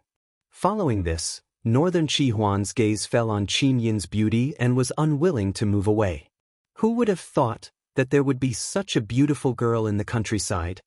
Northern Qi Huan couldn't help but sigh to himself. He raised the wine cup in his hand and drank it in one gulp. To the side, the leader of the mercenaries, Lu Zan, smiled faintly. Looking at her attire, she should be the daughter of a hunter's family. If you really want her, it is not impossible. In any case, it has been a tiring journey. With such a beautiful woman by your side, this trip is not in vain. If you want her, I can help you settle this matter. Is that so? Northern Qi Huan laughed and gently patted Lu Zan's shoulder. If General Lu can send her to my bed tonight, there will be an extra 1,000 Jining coins in your purse tomorrow morning. Leave it to me. The two of them did not know that every word they said was heard clearly by Lin Muyu's spiritual pulse technique. At this time, Lin Muyu and Qin Yin had already eaten their fill and immediately went upstairs to their rooms. What's wrong? After entering the room, Qin Yin looked at him in surprise. Xiao Yin, it's all your fault, Lin Muyu said. What's wrong with me? Qin Yin was confused. Lin Muyu said seriously, it's all your fault for being so beautiful. The second son of Northern Qi in the hall has taken a fancy to you, so he and the accompanying mercenaries are conspiring against you. What? Qin Yin was slightly angry. She gripped the hilt of the heavenly sword and said, I'll go downstairs and teach them a lesson right now. Don't be rash, we can't reveal our identities. Lin Muyu thought for a moment and said, there's a better way. But just come with me. Go out the back window. But not long after, a young man wearing black clothes and a black cloth over his face appeared in front of the inn. He suddenly kicked open the door and looked at the Northern Qi people with a cold gaze. He shouted, Who killed my son, Li Zua? Get out here. I'll be waiting for you in the woods over there. Come if you have the guts. After speaking, he turned and left, leaving behind a group of dumbfounded people in the hall. Northern Qi Huan's expression was severe. Damn, the tiny Li family dares to challenge the Northern Qi government? Are they tired of living? General Lu, take your men and come with me. I want the Li family to know that Northern Qi Huan has more than one heavenly book. Yes, second son. The group of mercenaries picked up their weapons and walked out in a single file. The inn owner secretly wiped his forehead. Fortunately, this group of people was fighting outside. If it was inside the inn, his pitiful little shop would have been torn apart. Chapter 5:12. When Huan of Northern Qi and Lu Zan brought dozens of people into the forest, they saw the black-clothed man standing there with an unsheathed sword. The night was dark, and his expression could not be seen, but they could faintly feel the strong aura emanating from him. Who exactly are you? Huan of Northern Qi laughed coldly, and with a swipe of his finger, he pulled out the dagger at his waist. The dagger glowed with a faint earthy sheen. It was another low-grade artifact. Lu Zan narrowed his eyes, and with his hand on the hilt of his sword, he said, Kid, no matter who you are, provoking the Northern Qi government today is a mistake you should never have made. The black-clothed man lightly gripped the hilt of his sword, his face full of righteous indignation. He said, You killed my young master, Li Zua. This debt of blood must be paid in blood. Do you know how good young master Li Zua was to us guards? He was a very loyal person. That year, when we were hunting in the mountains, we were caught by bandits. The bandits forced us to drink urine. Do you know? In order to protect us, young Master Li Zua drank all the urine in an entire bucket. After he finished, guess what? He wiped his mouth and asked the bandits if he could have a refill. Another time, we went up the mountain again and got caught by bandits. Those bandits had a special hobby. In order to save us, young Master endured the humiliation alone. His chrysanthemum went in and sunflower came out. God knows how painful it was. Such a loyal young master was killed by you. I don't care who you are, but you must die in this forest today. Huan of Northern Qi looked angry and embarrassed. So you are Li Zua's guard. A mere guard dares to challenge me? Come, for your courage I will use this local book to send you to the next world. Ah, third sound, Lu Zan put a hand on Huan of Northern Qi's dagger and said, "There is no need to use a butcher's knife to kill a chicken. Leave this kid to me. It just so happens that my quick sword hasn't tasted blood in a long time." Huan of Northern Qi laughed. "Since General Lu is in the mood, I will leave this kid to you." "All right." Lu Zan laughed heartily as he slowly pulled out his sword. It was a long sword that glowed with a green light. It should be a profound rank 7 weapon. It was rare for a mercenary leader like Lu Zan to have such a long sword. After he pulled out his sword, his face was filled with a sinister smile as he said, "A mere guard dares to challenge me? Brat, you've got guts.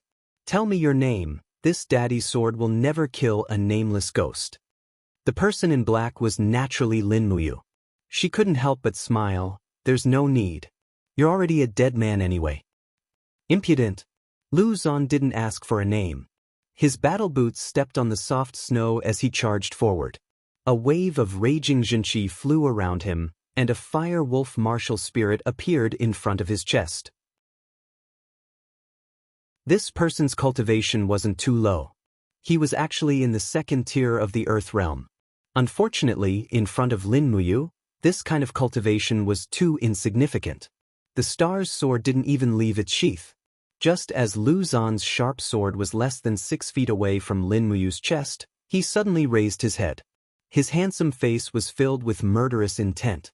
The Holy King realm domain suddenly condensed into a small-scale storm that enveloped Lu Zan.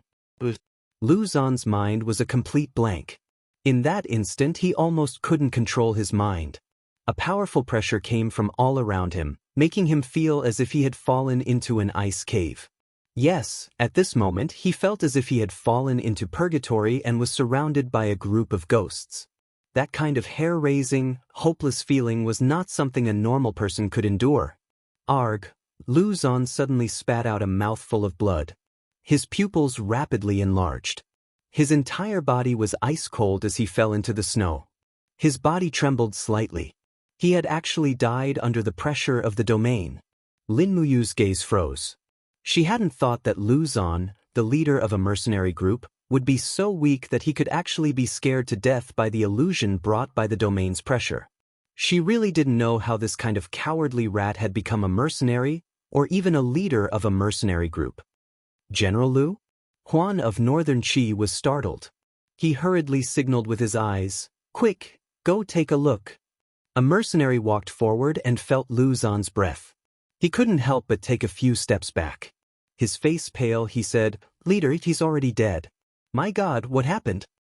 Huan of Northern Qi was dumbfounded. He hurriedly raised his dagger and angrily shouted in a low voice, "Who are you?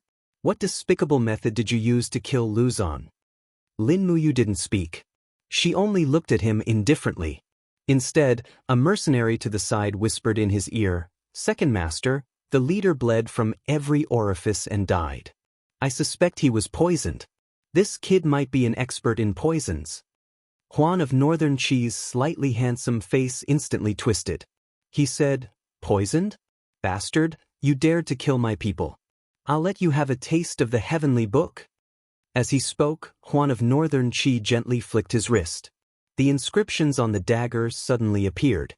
A yellow light shot into the sky, and with a whoosh, it lit up the horizon. But just as his low-grade earthly book was activated, a shadow swept past. The entire process of Lin Muyu's stellar sword being unsheathed and sheathed did not take more than half a second. In the blink of an eye, it had already returned to its original position. Huan of Northern Qi was stunned. The next moment he felt a chill on his right wrist. In the next second he felt a sharp pain. His entire wrist had been directly cut off by Lin Muyu's sword. The dagger with the low-grade earthly book had disappeared without a trace. Huan of Northern Qi suddenly knelt on the ground. This young master of an aristocratic family had never been so seriously injured. The pain caused his forehead to be covered in sweat, and he almost fainted. The group of mercenaries and guards stared with their mouths agape. In the blink of an eye, more than half of the mercenaries had run away, and there were not many guards left. No one had clearly seen Lin Muyu's movements, but they knew that it was the guard of Li Zhuo's family who had acted. Otherwise, Huan of Northern Qi's hand would not have been cut off. Don't run. Huan of Northern Qi knelt on the ground, his face full of pain. In a loud voice, he said, "All mercenaries, stop. Kill him. The person who cuts off his head will be rewarded with 1,000,000 Jianghu coins." The group of mercenaries were all bloodthirsty outlaws. Once they heard 1,000,000, they all stopped in their tracks. Lin Muyu played with Huan of Northern Qi's low-grade earthly book embryo dagger. She smiled and said, "If this earthly book is activated, killing someone in the Iha kingdom, it shouldn't be a crime, right? If any of you want to try the power of this low-grade earthly book, then feel free to try. The pain of the wind blade cutting through your body shouldn't be too great, right?" You. The mercenaries didn't care about 1,000,000. They turned and ran. In the blink of an eye, they were all gone, leaving only a few guards standing there with ashen faces. One of the middle-aged guards seemed to be in the first tier of the Earth realm. He could be considered the only decent warrior in the group. Only he had the courage to go forward and help Huan of Northern Qi up. He said, "Second Master, we've run into a tough opponent today. We can only admit defeat. Let's go back to the inn first. We can't stay here. Your wound needs to be bandaged." Huan of Northern Qi struggled with all his might. "No, Uncle Zhang, I still have a earthly book embryo. I want to kill this bastard who ruined my hand. There's still a weapon embryo?" Lin Muyu's gaze swept over and found that there was an exquisite dimensional bag on Huan of Northern Qi's waist. It must be in this dimensional bag. Thus, Lin Muyu leaped forward and opened her hand to grab the dimensional bag. "Don't go too far," the guard called. Uncle Zhang suddenly swept his fist over. His fist was full of power. This person's martial arts cultivation was indeed not bad. Unfortunately, his opponent was Lin Muyu, a warrior in the Holy King realm. Her 5 fingers suddenly turned into a palm. Lin Muyu used her strength lightly and, relying only on the strength of her body, forcefully slapped Uncle Zhang's fist. With a bang, the Jinqi whirlpool surged. Uncle Zhang took a step back. Lin Muyu took advantage of the situation to grab the dimensional bag on Huan of Northern Qi's waist and forcefully took it. She smiled slightly and said, "Thank you, Second Master of Northern Qi, for your reward. This is compensation for killing young Master Li Zua." As she spoke, Lin Muyu turned around and with a few leaps, disappeared into the night. "Don't go!" Huan of Northern Qi's face was full of anger and embarrassment as he roared, "Second Master!" Uncle Zhang looked at Lin Muyu's back in the distance and said, "Forget it, this person's cultivation is too high. I'm afraid there are no such masters in Bailing City. How is that possible?" Huan of Northern Qi said in shock, "Bailing City is full of talents. There are many masters in the President's Manor, and Marshal Ji Yao and Marshal Long Qianlin are also very skilled. Is this kid's cultivation above Ji Yao and Long Qianlin?" Uncle Zhang shook his head. "Commander Ji and Commander Long are only at the Heaven Realm. This person? I can faintly feel that he held back 90% of his strength. Just now, he scared Luzon to death. That wasn't because he was scared to death, but because he was pressured to death. This person is at least at the Sanctuary Realm. His voice sounds so young. How many young Sanctuary Realm experts are there in Iha Nation? Swift White Province is full of crouching tigers and hidden dragons. Second Master, we've offended someone we shouldn't have. Let's go back and heal." Huan of Northern Qi's face was twisted. He said, "Holy Realm Master, so what? The Northern Qi family is favored by the commander. I will definitely gather people to Swift White Province. If I don't uproot the Li family, I swear I'm not a man. Yes, let's go back and heal." Uncle Zhang's expression was dark and uncertain. His heart was in turmoil. In the short exchange just now, he could feel that his opponent was unfathomable. Furthermore, he felt that the opponent had not used his full strength. Otherwise, his group of people would probably already be corpses. The opponent hadn't even used a single martial art move. This meant that he wanted to hide his identity. Just who was this black-clothed Li family guard? At the back of the inn, the back window of a room on the second floor opened wide. With a swoosh, 2 figures flew into the room. After closing the window, Lin Muyu was about to burst into laughter. She threw Huan of Northern Qi's dimensional bag onto the table and laughed. This group of idiots, I'm dying of laughter. With their level of cultivation, they're still fighting here. Any random person in the heaven realm would be able to kill them all. Qin Yin, who had been watching the battle, was also smiling and blushing. She said, Li Zhuo's death is not to be regretted. But you, why didn't you kill Huan of Northern Qi just now? Leave this kind of idiot for Iha Kingdom. It's good for us. Besides, we are people who practice martial ethics. If there's no need to kill, we shouldn't kill. Yes, Xiaoyi knows. I can do it too. Let's not talk about this. Let's see what good things are in Huan of Northern Qi's dimensional bag.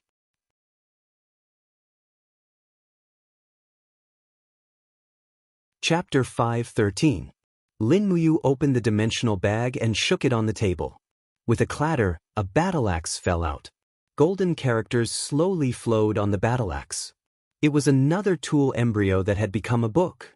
Looking at its luster, it was still a low-grade earth book embryo. Although Huan of Northern Qi was only a playboy, he had many treasures on him. A low-grade earth book of the law of earth. Lin Muyu picked up the battle axe, waved it around, and threw it into her Qianquan bag. Smiling, she said, I'll kindly accept it. This thing might be useful in the White Leaves Forest. Let's see if there's anything else. Qin Yin knelt on the bed to the side. Full of interest, she grabbed Huan of Northern Qi's dimensional bag and shook it again. Her expression was full of anticipation, like a beautiful kitten waiting for cuteness. Clatter, another item fell on the table. This time, it was a glowing jade pendant. The jade pendant glowed with a medium orange light. This mid-grade spiritual book was actually written on a jade pendant. It was not easy. However, the tool embryo's carrying capacity was not strong enough, so the power of this mid-grade spiritual book was destined to be very ordinary. This kind of thing was suitable for the playboys of nobility to wear. In a battlefield or a place of slaughter, it probably would not be of much use. A mid-grade spiritual book of the law of fire. Lin Muyu smiled slightly. Xiaoyi, this is more suitable for you. Yes, okay. Qin Yin smiled and nodded. Lin Muyu held the dimensional bag and continued to shake it. With a few clatters, a few heavy wooden boxes fell on the table. One of them had already been opened. Inside was a shiny golden powder. It was black gold powder.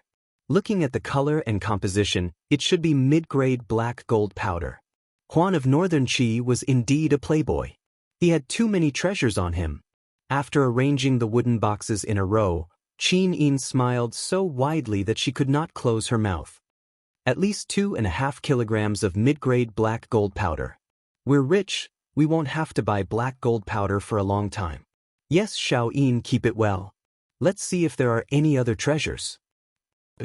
Qin Yin shook her dimensional bag again, and a few bags of money fell out.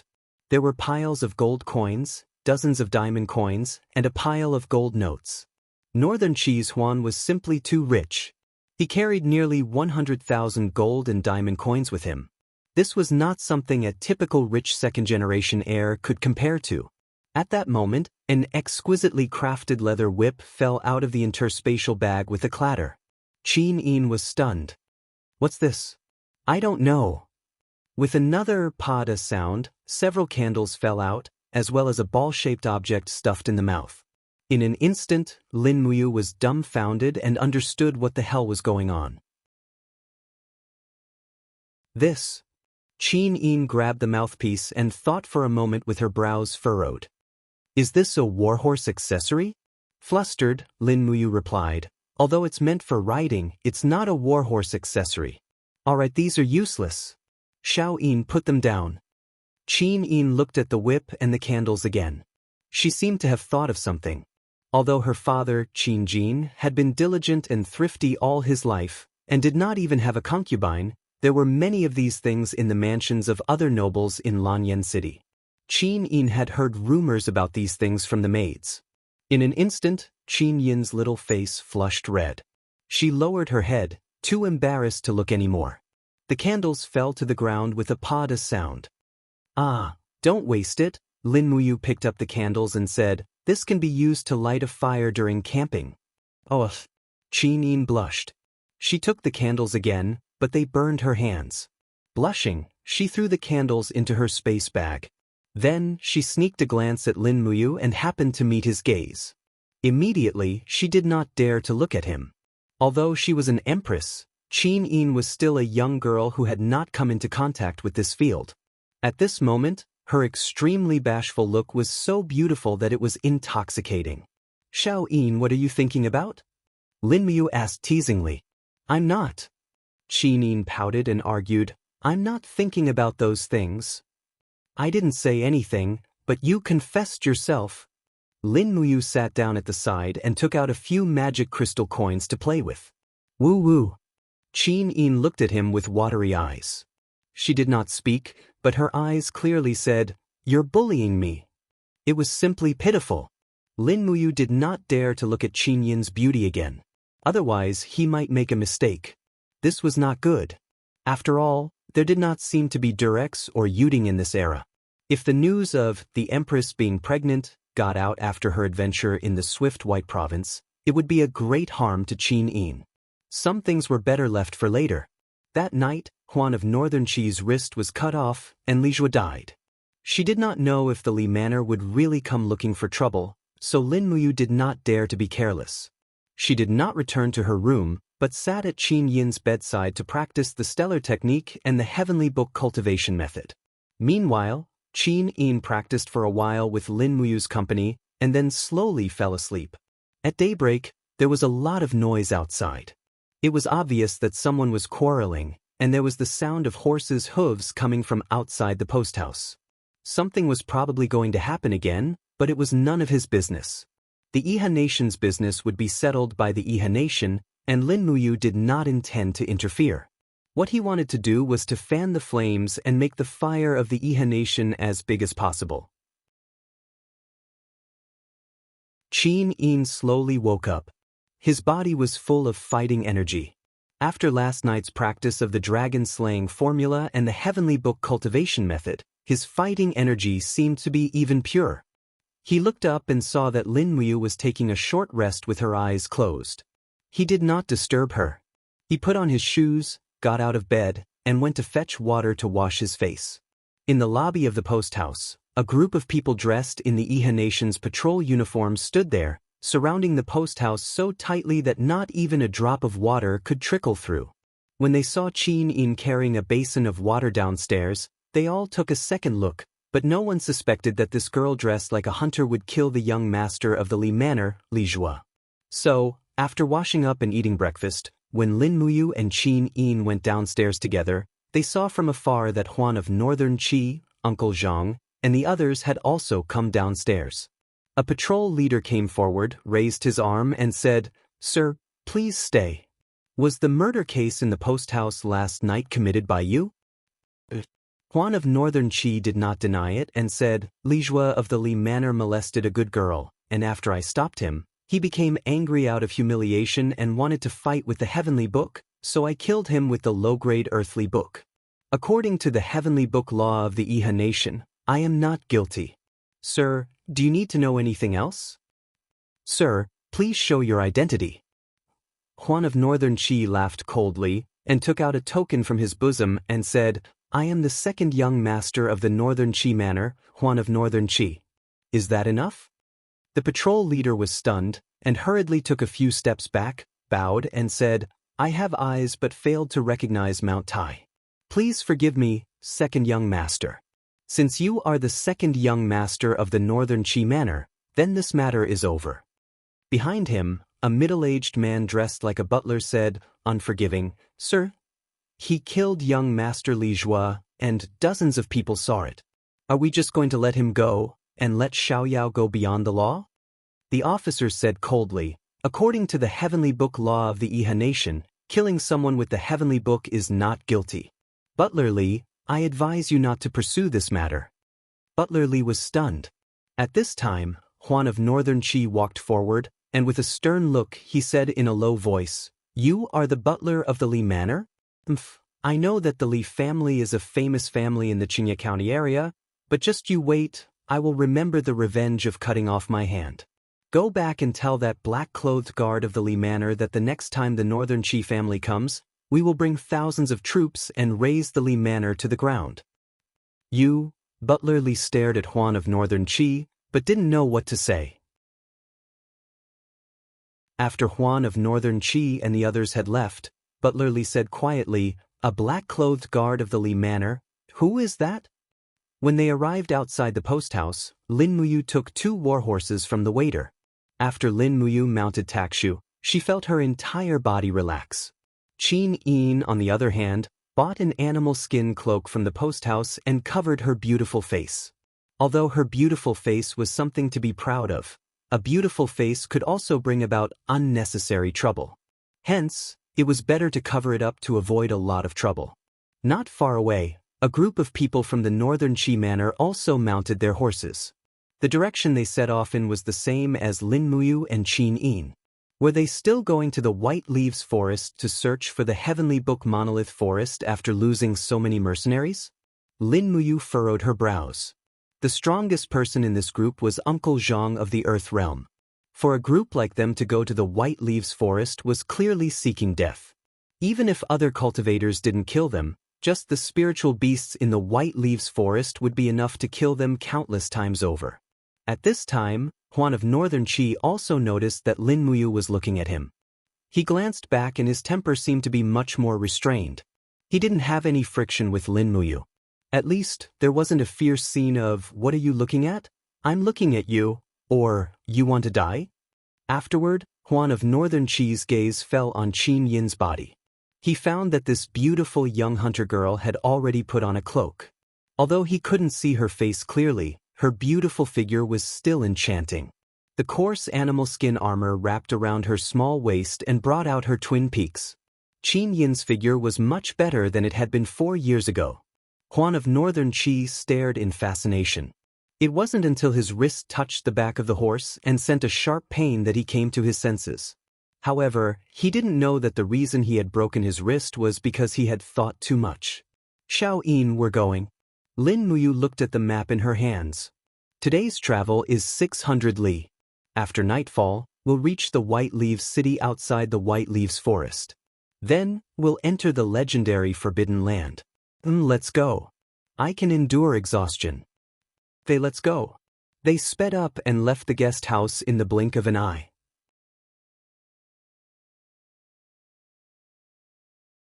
Chapter 5:14. When it was almost dusk, Lin Muyu and Qin Yin finally left the official road and came to a small town on the south side of the road for a short rest and supplies. There was no more road ahead, and a vast expanse of White Leaves Forest was waiting for them there. White Leaves City was a small town on the eastern border of Red Mountain County. It was also the easternmost city among the 4 provinces of Iha country. White Leaves City was not considered rich, and it was only a small city with less than 100,000 people. The people in this city made a living by mining, fishing, and hunting. To the north of White Leaves Forest was a continuous mountain range called White Mountain. The mountain was silver in color, and it was a natural silver mine. Legend had it that out of 100,000 people in White Leaves City, 50,000 were miners, another 30,000 were hunters, and the remaining 20,000 were fishermen. After entering the city, Lin Muyu and Qin Yin's attire did not attract much attention. Moreover, this kind of small town at the border would not put anyone on the wanted list, so they did not need to care about the disputes between the Empire and Iha country. The largest inn in the city had been booked by the son of a rich mining family in White Leaves City for a banquet, so Lin Muyu and Qin Yin could only stay in another inn in White Leaves City called 10,000 Miles Inn. As the name suggested, most of the people who came here were people who came from afar to look for treasures. In fact, the eastern part of White Leaves Forest was the forbidden area, White Leaves Forest. Wild beasts ran rampant in White Leaves Forest, and there were also many spiritual beasts. Most of the spiritual stones needed by Iha country's practitioners came from White Leaves Forest. After they settled in, they asked the innkeeper to feed the horses. It was already dark, and Lin Muyu still needed to replenish some other things. A sturdy tent. The strong wind in winter was very strong, and a tent that was not sturdy enough could not be used in the wild. In addition, they needed a pot and seasonings. Who knew how long they would stay in White Leaves Forest? In addition, they needed to buy some dry food, such as some air-dried steamed buns, to fill their stomachs, because they could not cook with an open fire at any time. At night, the White Leaves Forest was bustling with noise and excitement. Red lanterns were hung high up in the sky. Lin Muyu and Qin Yin walked side by side on the street, enjoying the rare peace. Qin Yin gently held onto Lin Muyu's wrist, her beautiful face full of smiles. She was intoxicated by the fragrance of the buns on the street. Not far away was the most famous brothel in Whiteleaf City. A group of gorgeously dressed courtesans were trying to attract customers by the roadside, and a brothel keeper was holding a fan in her hand, shouting to the passing customers, "Hey, customer, come in and have a cup of hot wine. The wind is biting cold, and you must be tired from the journey. Our girls here are proficient in zither, chess, calligraphy, and other arts. Their figures are slim, and their dancing skills are excellent. Come and take a look. Our girls are not only good at dancing, but they are also well-rounded and considerate. If you don't believe me, you can come and touch them to see if they are real or not. Hey, handsome, you must be tired from hunting. Come in and have some fun." The brothel keeper's eyes lit up when she saw Lin Muyu. She almost said that this young master was free. However, Qin Yin held onto Lin Muyu's hand tightly. Her beautiful eyes swept across the courtesans, full of wariness, as if she was afraid that these prostitutes would snatch Lin Muyu away. On the side, a few mercenaries carrying battle axes and giant swords entered the brothel with smiles on their faces. One of them, a one-eyed man, chuckled, "It's rare for us to meet a woman, so what if we get drunk for a night? Brothers, let's enjoy ourselves to the fullest tonight. Brothel keeper, get us all the prettiest girls here." "All right, sir. Please wait for a moment, the girls will be here soon." Lin Muyu glanced at the brothel from the corner of her eyes and couldn't help but snort, "Shallow." Qin Yin, on the other hand, pouted. You're still talking about it. If it wasn't me, but you, Commander Feng, Zhang Wei, Citizen, and the others had come, wouldn't you guys have gone in to have some fun?" "Of course not. Am I that kind of person?" Lin Muyu said righteously, "I've never been to such a place." "Xiao Yin, don't think of me as those people." "Is that so?" Qin Yin squinted her beautiful eyes and smiled. "I don't believe that my brother Yu is so upright. You and General Feng have been to such places in the capital. Don't think that I don't know, my eyes are very wide." Lin Muyu was shocked. "I only went to such places to drink." "Xiao Yin, don't think too much. Only Brother Feng would do something like hugging a courtesan and dancing. Is that so?" I'll believe you this time." Looking at Lin Muyu's frightened look, Qin Yin couldn't help but feel funny. She suddenly stopped, opened her arms to hug him, and whispered in Lin Muyu's ear, "Big idiot, is Xiao Yin such an open-minded person? Although I don't know the rules of your hometown, in our Qin Empire, it's normal for a man to have 3 wives and 4 concubines, so Xiao Yin can rest assured that you and Xiao Shi will go to Qihai province together. But you have to remember that Xiao Yin is narrow-minded. I can only tolerate Xiao Shi. I can't tolerate other women." Lin Muyu couldn't help being moved. She reached out and hugged Qin Yin's slender waist. While secretly admiring the feeling, she said, "Don't worry. In my hometown, although there is no longer a practice of having 3 wives and 4 concubines, Xiao Yin is so good that I feel that I have everything with you. My heart can't accommodate too many people. Is that so? Then what about Xiao Shi?" Qin Yin's beautiful eyes were filled with slyness. As for Xiao Shi, Lin Muyu's eyes flickered. "Let's see how she performs. You womanizer. How dare you speak so righteously?" Qin Yin laughed and scolded him, waving her fists, wanting to hit him. Lin Muyu hurriedly dodged. A man and a woman chased each other on the streets of Whiteleaf City. Qin Yin's bell-like laughter seemed to affect the mood of the people who were hurrying along, making people feel that this small city at the border was actually in the mood of spring. Achoo! Inside Zetian Palace, Feng Jixing, who was dressed in a white robe, was sitting there with a spiritual brush in his hand. He was carefully rubbing the heavenly book model that Qin Yin had left behind. After a sudden sneeze, he frowned and said, "Who's talking bad about me? It's most likely that bastard Zhang Wei. I only banned him from drinking wine, but he actually dares to talk bad about me behind my back. He's really insolent." Beside the throne, Tang Xiaoxi had already fallen asleep with her head bent over the table. The imperial jade seal in front of her was glowing faintly. In her sleep, Tang Xiaoxi dreamed of spring and flowers blooming. She dreamed that there were actually roasted chickens on the trees. She cheered excitedly as she picked the fruits and ate the chicken wings. As she ate and ate, she suddenly woke up. She rubbed her sleepy eyes and realized that it was just a dream. She couldn't help but feel disappointed and said, "So it's just a dream." Feng Jixing raised his head and looked at her. Seeing that she was very disappointed, he smiled and said, "Princess Shi, did you dream of you? Why are you so disappointed? You must have dreamed of that brat." "No, I dreamed of food." Tang Xiaoxi's pretty face blushed. Feng Jixing was silent and actually had nothing to say. "Boss, how much is this wok?" Lin Muyu asked.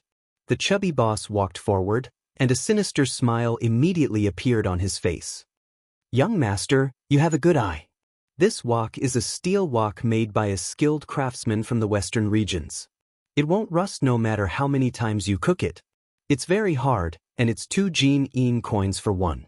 If you include the stand, it's 3 Jin Yin coins. This is a steel wok." Lin Muyu was shocked. "An ordinary iron wok is at most 10 Jin Yin coins, but you're selling this steel wok for 2 Jin Yin coins? Who are you trying to fool?" "Young master, you don't know." The boss said, "This wok conducts heat quickly, and the workmanship is exquisite. This kind of steel was originally used to forge high-class knight swords from the Iha Empire. It won't bend even after 100 times. If you don't believe me, young master, try it. If you can bend the handle of this wok, I'll give it to you for free. If you can't bend it, you must buy this wok." "Is that so?" Lin Muyu couldn't help but laugh in his heart. There was a path to heaven, but you didn't take it. Instead, you barged into hell. Qin Yin smiled at the side and didn't say anything. She just watched Lin Muyu pretend. Swoosh! An invisible king's fighting flame appeared between the fingers of Lin Muyu's left hand. He lightly grabbed the handle of the steel wok and exerted a little force. The handle immediately bent. "Oh my God!" The boss was dumbfounded. This is impossible. Even the general of the military governor's office can't bend it." "You actually..." Lin Muyu quickly bent the handle of the steel wok again. He lifted the wok and took a stand. He smiled and said, "Thank you for your gift, boss. I will always remember your kindness." The boss was speechless. He just watched as this rascal took away the steel wok and the stand. He looked up at the sky and sighed. "You brat, how dare you take away my steel wok? Don't be fooled by the pretty girl behind you. I curse you to be impotent for the rest of your life." On the street, Lin Muyu happily carried the steel wok and suddenly shivered. He couldn't help but say, "I keep feeling like someone is cursing me. I wonder which bastard is it?" Qin Yin smiled and said, "You, look over there. Someone is setting up a stall." "Is that so?" The two of them quickly went over to watch. They saw 3 to 5 people surrounded by the crowd. These people were all wearing soft armor and holding steel sabers. There was a mercenary emblem on their shoulders. They were mercenaries who didn't have enough money to travel and were selling their skills here. Buzz, buzz, buzz. One of the mercenaries brandished his saber in a mighty manner. True energy was enshrouded in it. Lin Muyu could easily identify his strength. He was at the 3rd level of the Earth Realm and was able to defeat an elite. Tsk. It was rare to see such an elite in such a small city. Right at this moment, an elegant young master holding an iron fan sneered and said, "Showy but impractical. Useless." This handsome young master had a jade-like face and was very handsome. However, the hostility in his eyes was very strong. His cultivation shouldn't be low. There was milky white air flowing around him. He was an elite with battle armor. He was at least at the 2nd level of the Heaven Realm. Moreover, Lin Muyu could clearly sense the cultivation of a middle-aged man in plain clothes behind this handsome young master. Although he suppressed the fluctuations of his aura, Lin Muyu could still sense the domain power he released. He was actually a sanctuary. Who are these people?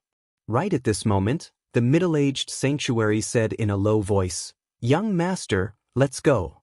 We're setting off for the White Leaves Forest tomorrow. There's nothing to see with these small tricks. Let's rest early." The young master turned around and smiled. "Will father's men arrive tomorrow morning?" "Yes." "That's good. Let's go back." "Yes." These people didn't notice the hunter siblings, Lin Muyu and Qin Yin, because they looked too inconspicuous. Moreover, Lin Muyu and Qin Yin had a profound mental cultivation method to hide their auras. "Who is this person? He looks familiar," Qin Yin said. Lin Muyu frowned and clenched her fists. She leaned close to Qin Yin's ear and said in a low voice, "There's only one person who proclaims himself king in the Iha nation, Qin Yi. If I'm not mistaken, this young master should be the son of Qin Yi, one of the 7 marshals, Qin Huan. Otherwise, why would they send a sanctuary to protect him?" "Qin Huan?" Qin Yin frowned and didn't say anything else. She actually met Qin Yi's son in White Leaf City. Enemies really were bound to meet.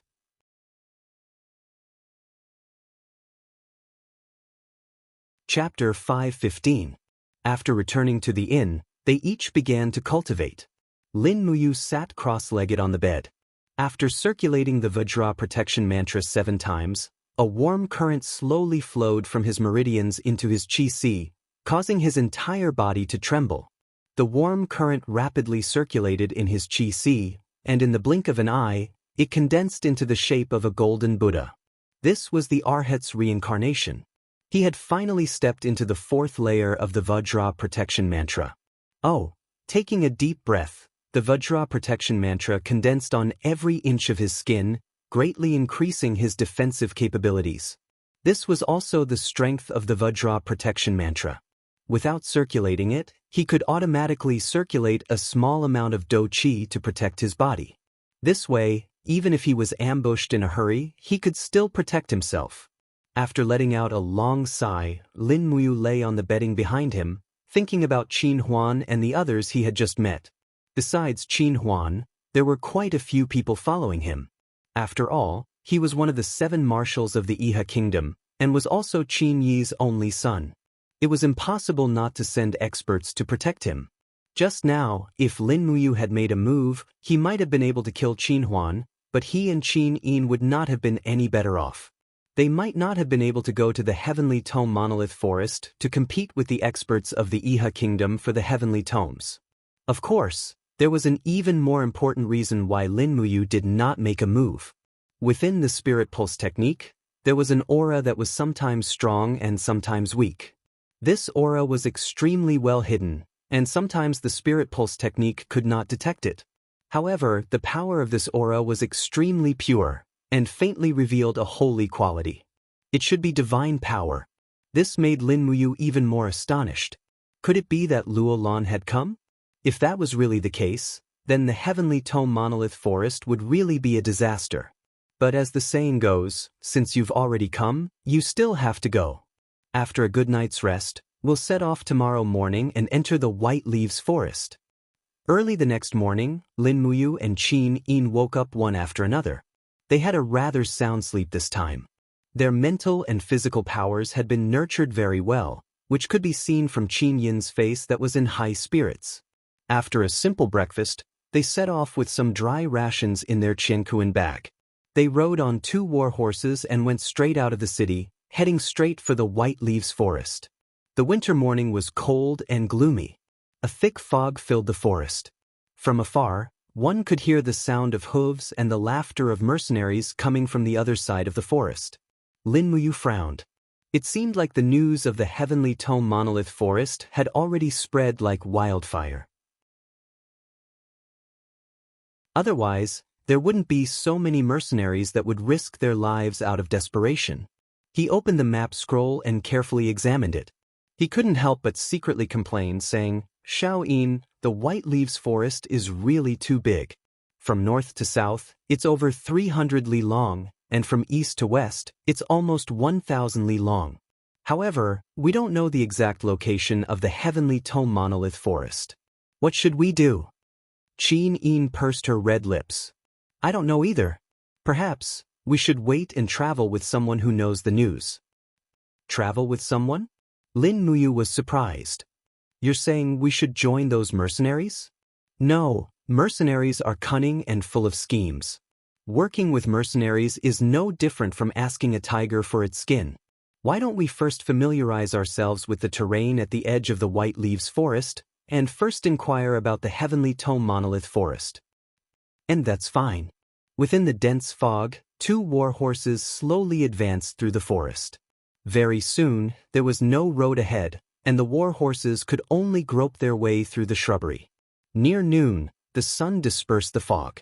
Lin Muyu and Qin had already entered 50 li into the depths of the White Leaves Forest. On the way, they encountered a few mercenaries, but they were not easy to deal with. The 2 of them deliberately avoided them. Further ahead, a large road appeared in the forest. It was hard to imagine that there would be a large road in this kind of place. Thud, thud, thud. The sound of horse hooves rapidly approached. Without waiting for Lin Muyu and Qin to retreat, a group of nearly 20 soldiers galloped over. They wore the armor of the Iha country and were the patrolling soldiers of the Swift White Province. The person leading the group was a man wearing the insignia of a centurion. His hand rested on his sword, and he loudly said, "Wait a moment." Lin Muyu stopped her war horse, turned around and said, "Is something the matter, General?" The centurion's gaze swept over Lin Muyu and Qin, and he said, "Could it be that you're both blind? Don't you know that the White Leaves Forest, the forbidden area of the Iha country, is further east?" "We know." Qin urged her horse forward and respectfully said, "This little girl and my brother are here to hunt for some precious beast bones to use as medicine to treat father's illness. We hope that Milord can let us pass. We really have no choice." "Is that so?" The centurion had the appearance of a wretch. His frivolous gaze swept over Qin's well-developed figure, and he chuckled. "You're a very sensible girl, but ferocious beasts run amok in the White Leaves Forest. Once you pass through this forest, there will be spirit beasts with thousands of years of cultivation. With your skills, you'll only be sending yourselves to death. In my opinion, why don't you follow me back to the camp first?" Qin was startled and she said, "Milord, father is seriously ill, and we're in a hurry to treat him. We really can't afford to delay any longer, so please let us go." "This little girl thanks you, Milord." Lin Muyu sneered, and she took out a bag of Jianghu coins from her bosom. There were 30 to 40 of them, and she directly threw them over. "Is this enough?" The centurion caught the bag with practiced ease, opened it, and took a glance. Immediately, his face was filled with joy, and he laughed out loud. "This young master is really generous, but—" His gaze was thick with greed, and he said, "But you insist on entering the depths of the White Leaves Forest. I suspect that you're spies from the Empire. Men, bring these 2 back to the camp, and send the girl directly to my tent." "Yes, milord." A group of Iha Nation soldiers urged their horses forward. Naturally, Lin Muyu also knew that she couldn't be merciful. With a clang, she unsheathed her star's sword and directly pressed it against the centurion's chest, leaving him no time to react. Looking at his panicked gaze, Lin Muyu smiled faintly. "I originally wanted to spare your dog life, but unfortunately, you're so lustful and greedy. People like you don't deserve to die, so I can only enforce justice on behalf of the heavens.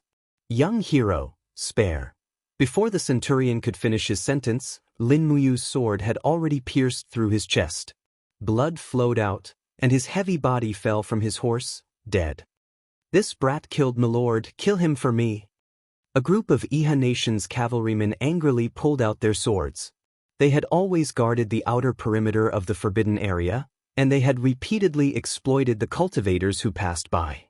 They didn't expect to meet a contemporary powerhouse like Lin Muyu. "Shaoyin, retreat!"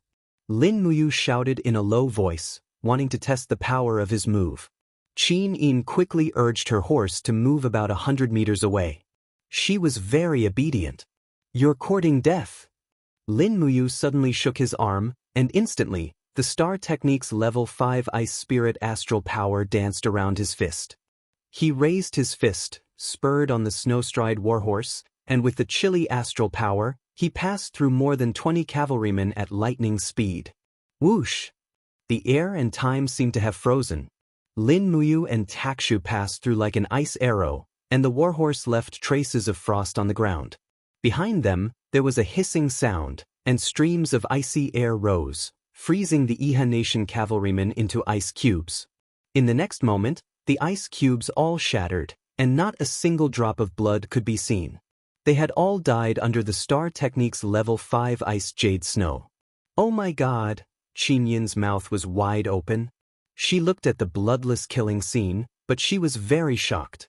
This was the first time she had seen such a scene, and the killer was Lin Muyu, who was very close to her.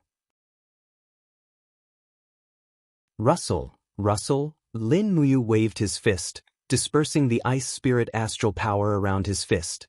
He looked at the ground full of human and horse corpses, and couldn't help but frown. He said, "This move is actually so powerful." Qin Yin pursed her red lips and said, "Big brother you." Lin Muyu looked up at her and said, "Xiaoyin also thinks this move is too cruel, right?" Qin Yin wanted to say something, but she didn't. It was a tacit agreement, but she couldn't stop Lin Muyu. After all, she knew that this was a chaotic world, and it was either killing or being killed. There was no order or law to speak of. Lin Muyu, on the other hand, readily said, "Actually, I also think this method of killing is too cruel. We should use it less in the future. Don't worry, Xiaoyin. I don't want my hands to be stained with blood." Qin Yin smiled happily. "Then let's leave this place quickly. If someone sees us, I'm afraid we'll be wanted again." But the two of them quickly left the main road and went straight into the depths of the White Leaves forest. They didn't go too far when they suddenly heard the sound of hooves behind them. There were other humans coming, and from the looks of it, there were quite a few of them. "Are they chasing us?" Lin Muyu asked. Qin Yin shook her head. "Doesn't look like it." This group of people mostly wore soft armor, and some wore heavy armor with winter cloaks draped over them. However, none of them wore the insignia of the Iha Nation or mercenaries, so it was presumed that they weren't soldiers. Moreover, there were actually people in the group who wore brocade robes embroidered with gold patterns. Their hairpins were also made of jade. They were completely different from Qin Yin, who only had a simple piece of beast bone as her hair ornament. Of course, Lin Muyu's attire was even simpler. He had a head of messy but handsome short hair. This was his standard hairstyle. After coming to the Shattered Cauldron realm for so many years, he still wasn't used to having long hair, so he maintained the habit of cutting his hair short. However, he still looked handsome and free. Just this unruly hairstyle alone had won him many female fans in Lanyan City, although it was useless. "The two of you, please wait." A man in a brocade robe at the very front of the group shouted. Since they couldn't run away, Lin Muyu and Qin Yin didn't want to run either. This group of people only seemed to have around 50 people, and it seemed like the strongest among them wasn't that strong. Why would two divine domain experts be afraid of them?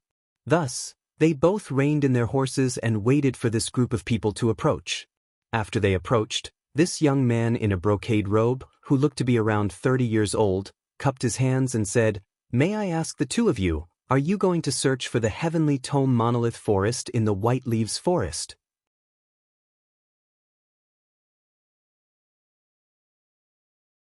Chapter 5:16. Heavenly Tome Forest of Monoliths? Qin Yin blinked her large, sparkling eyes that were like black gems. She shook her head and said, "I don't know what kind of place that is. My brother and I came here to hunt a fierce beast called the Hanging Eye Beast, and use its bones as medicine to treat my father's illness. Is there something you need, young master?" Lin Muyu was dumbstruck. Qin Yin's words were as pure as ever, and her starry eyes were filled with sincerity. This girl was practically a natural-born actor. With this kind of acting, if she were to return to Earth, she would become famous without any packaging. Then, what would China's film scene have to do with FBB and LBB? The noble youth smiled and cupped his hands. The White Leaves Forest is filled with danger. Since that's the case, why don't we travel together? At least we can look after each other. What does young lady think? Qin Yin squinted her beautiful eyes. But I don't even know you. First time unfamiliar, second time familiar. The noble youth respectfully said, this one is called Lu Yu, the son of the governor of the Swift White Province's Hai Deer County, Lu Zhuang. This time, under the orders of my Lord Father, we have gathered a group of heroes to come to the White Leaves Forest in search of a treasured land isolated from the rest of the world, the heavenly tome forest of monoliths. The group of friends behind me are mostly people I brought from Hai Deer County, and there are also some I made on the road. If the two of you don't mind, how about we travel together? Qin Yin looked at Lin Muyu with an inquiring gaze. Lin Muyu muttered to herself, then said, Young Master Lu Yu, what kind of place is this heavenly tome forest of monoliths you speak of? Do you know its specific location? I know the location, but I'm not very sure, Lu Yu said. At this moment, a burly man behind Lu Yu walked forward with a battle axe in his hand. He laughed and said, Young Master, there's no need to speak so much with these two hunters. Our group is made up of cultivators. Even if they want to join us, they still have to have the ability. Is that so? Lin Muyu could not help but smile. If I want to join this group, what kind of test do I have to accept? Just eat 3 of my axes and not die. The burly man laughed. Lin Muyu wrinkled her eyebrows and said, Fine, I'll take 3 of your axes. Come. Lu Yu hurriedly said, Young Master, don't be rash. This Zhang Laoxi's axe is very powerful. It wouldn't be good if there's an accident. It seemed that this Lu Yu was a kind and generous person. Lin Muyu secretly praised him, but she still took out her stellar sword and jumped off the horse. Holding the sword in front of her, she smiled and said, Zhang Laoxi, come, let me see how strong your 3 axes are. A trace of killing intent flashed in Zhang Laoxi's eyes as he said with a smile, You're courting death. If I cleave you in half with my axe, your beautiful sister will be mine. Qin Yin couldn't help but smile.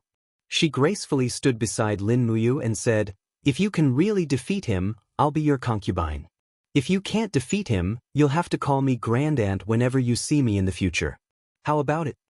But Zhang Laoxi's face was full of fierceness. He raised his battle axe and layers of frost chi surrounded the axe. His body was even plated with layers of chi armor. He was actually a battle saint at the 3rd level of the Earth realm. I really couldn't tell. Lin Muyu's aura sank, and the image of the Vajra Arhat appeared in her sea of energy. It was the power of the 4th level of the Vajra body protection. She raised her sword with one hand and used the scabbard to block Zhang Laoxi's attack. Bang! With a single strike, a wave of frost swept out, and a few of the cultivators in front were pushed back by the impact. Lin Muyu, on the other hand, stood there motionlessly, holding her undamaged long sword. Rustle, rustle, rustle. Zhang Laoxi, on the other hand, was pushed back a few steps on the snowy ground. His face was full of suspicion. That brat clearly didn't even use his true chi, so why was there such a strong rebound force coming from his sword? How is this possible? Zhang Laoxi's face was full of doubt. He regained his composure and roared with even more true chi. He rushed forward on the snowy ground and roared, Take this daddy's spiral slash. The battle axe spun a few times and slashed at Lin Muyu's scabbard. Lin Muyu secretly laughed. This blockhead wasn't stupid when he was killing people. He even knew to use the spiral force to increase the impact of the battle axe. Unfortunately, he chose the wrong opponent. Just as the battle axe was about to touch the scabbard, Lin Muyu's wrist turned skillfully. The sword dragged the opponent's battle axe with a strong suction force and spun it in the air. Bang! Zhang Laoxi's battle axe directly hit the ground, causing mud and snow to fly. A strange suction force came from the battle axe, causing him to be unable to stop his momentum at all. He fell to the ground, his forehead hitting the handle of the battle axe, and blood flowed out. Lin Muyu still held the long sword in her hand and stood in the same place. She smiled and said, How is it? Do you want a third strike? Zhang Laosi scrambled to his feet and looked at Lin Muyu suspiciously. He couldn't tell how strong this person was, so he shook his head and said, I'm not competing anymore. If you want to join our team, then join us. Peh. Lin Muyu snickered. Luyu looked as if he had obtained a treasure. He said, I didn't expect this young master to have such a secret art. This is great. Welcome to our team. May I know your and your sister's names? Lin Muyu said, My name is Lin Yan. My sister is Lin Yin. Oh, young Master Lin, welcome to our team. Shall we set off to the depths of the White Leaves Forest? All right. With the addition of Lin Muyu and Qin Yin, the team seemed to have gained some confidence. Luyu was even more polite to Lin Muyu. He said, I saw young Master Lin Yan's moves just now. You've really reached the perfect state of cultivation. It's admirable. No, it's just a small trick. If young Master Lin Yan doesn't mind, when we return to Xianglu County, I will recommend you to my father and let you be the captain of the city patrol. What do you think? Liu seemed to really want to rope in Lin Muyu. Lin Muyu shook her head. No, I'm already a guard of the Li residence. Which Li residence? Young Master Li's was mansion. Ah. Liu was shocked. Could it be the guard of the Li residence in black who defeated Huan of Northern Qi? Lin Muyu was also shocked. The news spread so fast? Lu Yu nodded. Everyone in the Swift White Province knows of this rumor. A guard of the Li residence in black defeated Huan of Northern Qi, who had a low-grade earthly scroll. He scared the mercenary leader Lu Zan to death with just his aura. I didn't expect to meet you here. Young master, didn't you say you're a hunter? Ah. Lin Muyu quickly said, Yes, my family is poor. I'm a hunter and a guard at the same time. I see. Lu Yu praised. Filial piety is the most important of all virtues. Young Master Lin Yan has hidden his abilities well. You're a good example for us to learn from. Qin Yin tried her best to hold back her laughter. She felt that the two of them were shameless. One of them was trying his best to flatter her, while the other was trying his best to talk nonsense. Zhang Laosi, on the other hand, carried his battle axe and angrily urged his horse to follow behind.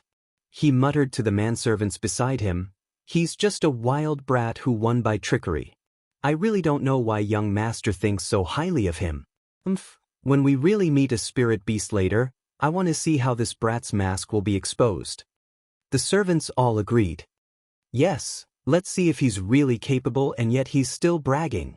Not far ahead, the snow on the ground lessened. Another 10 kilometers, sparse greenery appeared around them. There were leaves on the trees, and fruits appeared in the bushes. Another 10 kilometers, the surroundings were completely in the mood of spring. It didn't look like it was half winter at all. It's winter, but it's warm and green here. It's really strange. Lu Yu gently placed his palm on the sword at his waist. Everyone be alert. Be careful. Yes, young master. Lin Muyu and Qin Yin looked at each other. Logically speaking, this was not a valley and there was no terrain to protect them. There should not be such a strange phenomenon happening here at all. There was only one explanation, the power of the heavens and the earth. Yes, Lin Muyu had used the heavenly tome of life, so she could understand why such a strange phenomenon had occurred. The forest of heavenly tome monoliths was definitely in this forest. Moreover, to be able to make a forest of 100 li show signs of life, the might of this heavenly tome of life was just too shocking. Suddenly, Lin Muyu's spiritual sense detected a tyrannical qi. She immediately creased her brow and said, Xiao Yin, be careful. It seems like something is watching us. Qin Yin obediently nodded and urged her horse closer to Lin Muyu. Lu Yu stared blankly. What's watching us? I don't know either. In any case, it's pretty strong. Just then, a hissing sound came from the nearby underbrush. The grass seemed to have collided with something and slowly tilted and twisted. In the next moment, a huge pitch-black snake suddenly raised its head from the underbrush. It opened its mouth and bit one of the Lu residence's guards off his warhorse. Venomous green fangs spurted out, and the guard fell to the ground, trembling as he lost his life. Careful, it's a venomous snake. Lu Yu hurriedly pulled out his long sword. Zhang Laozi also raised his battle axe and charged over, yelling, "It's a giant viper! Heavens, why isn't a venomous snake hibernating in this kind of weather? Get me a bow and arrow and kill it." The giant viper was a snake-type spirit beast. However, the giant viper in front of them had 3 golden patterns on its forehead. It was a 3,000-year-old spirit beast. After biting 3 guards to death in an aggressive manner, the giant viper was attacked by a group of guards from the Lu residence with bows and arrows. Accompanied by whooshing sounds, the arrows bounced off the giant viper's body, but they could not penetrate it at all. Zhang Laozi's cultivation was the highest. With a roar, he jumped down from his warhorse and smashed his axe into the giant viper's head. Immediately, its scales cracked and blood sprayed out. However, it was only a heavy injury, not a fatal one. The giant viper turned its head and bit Zhang Laozi's thigh. A miserable howl, like that of a pig being slaughtered, came from the forest.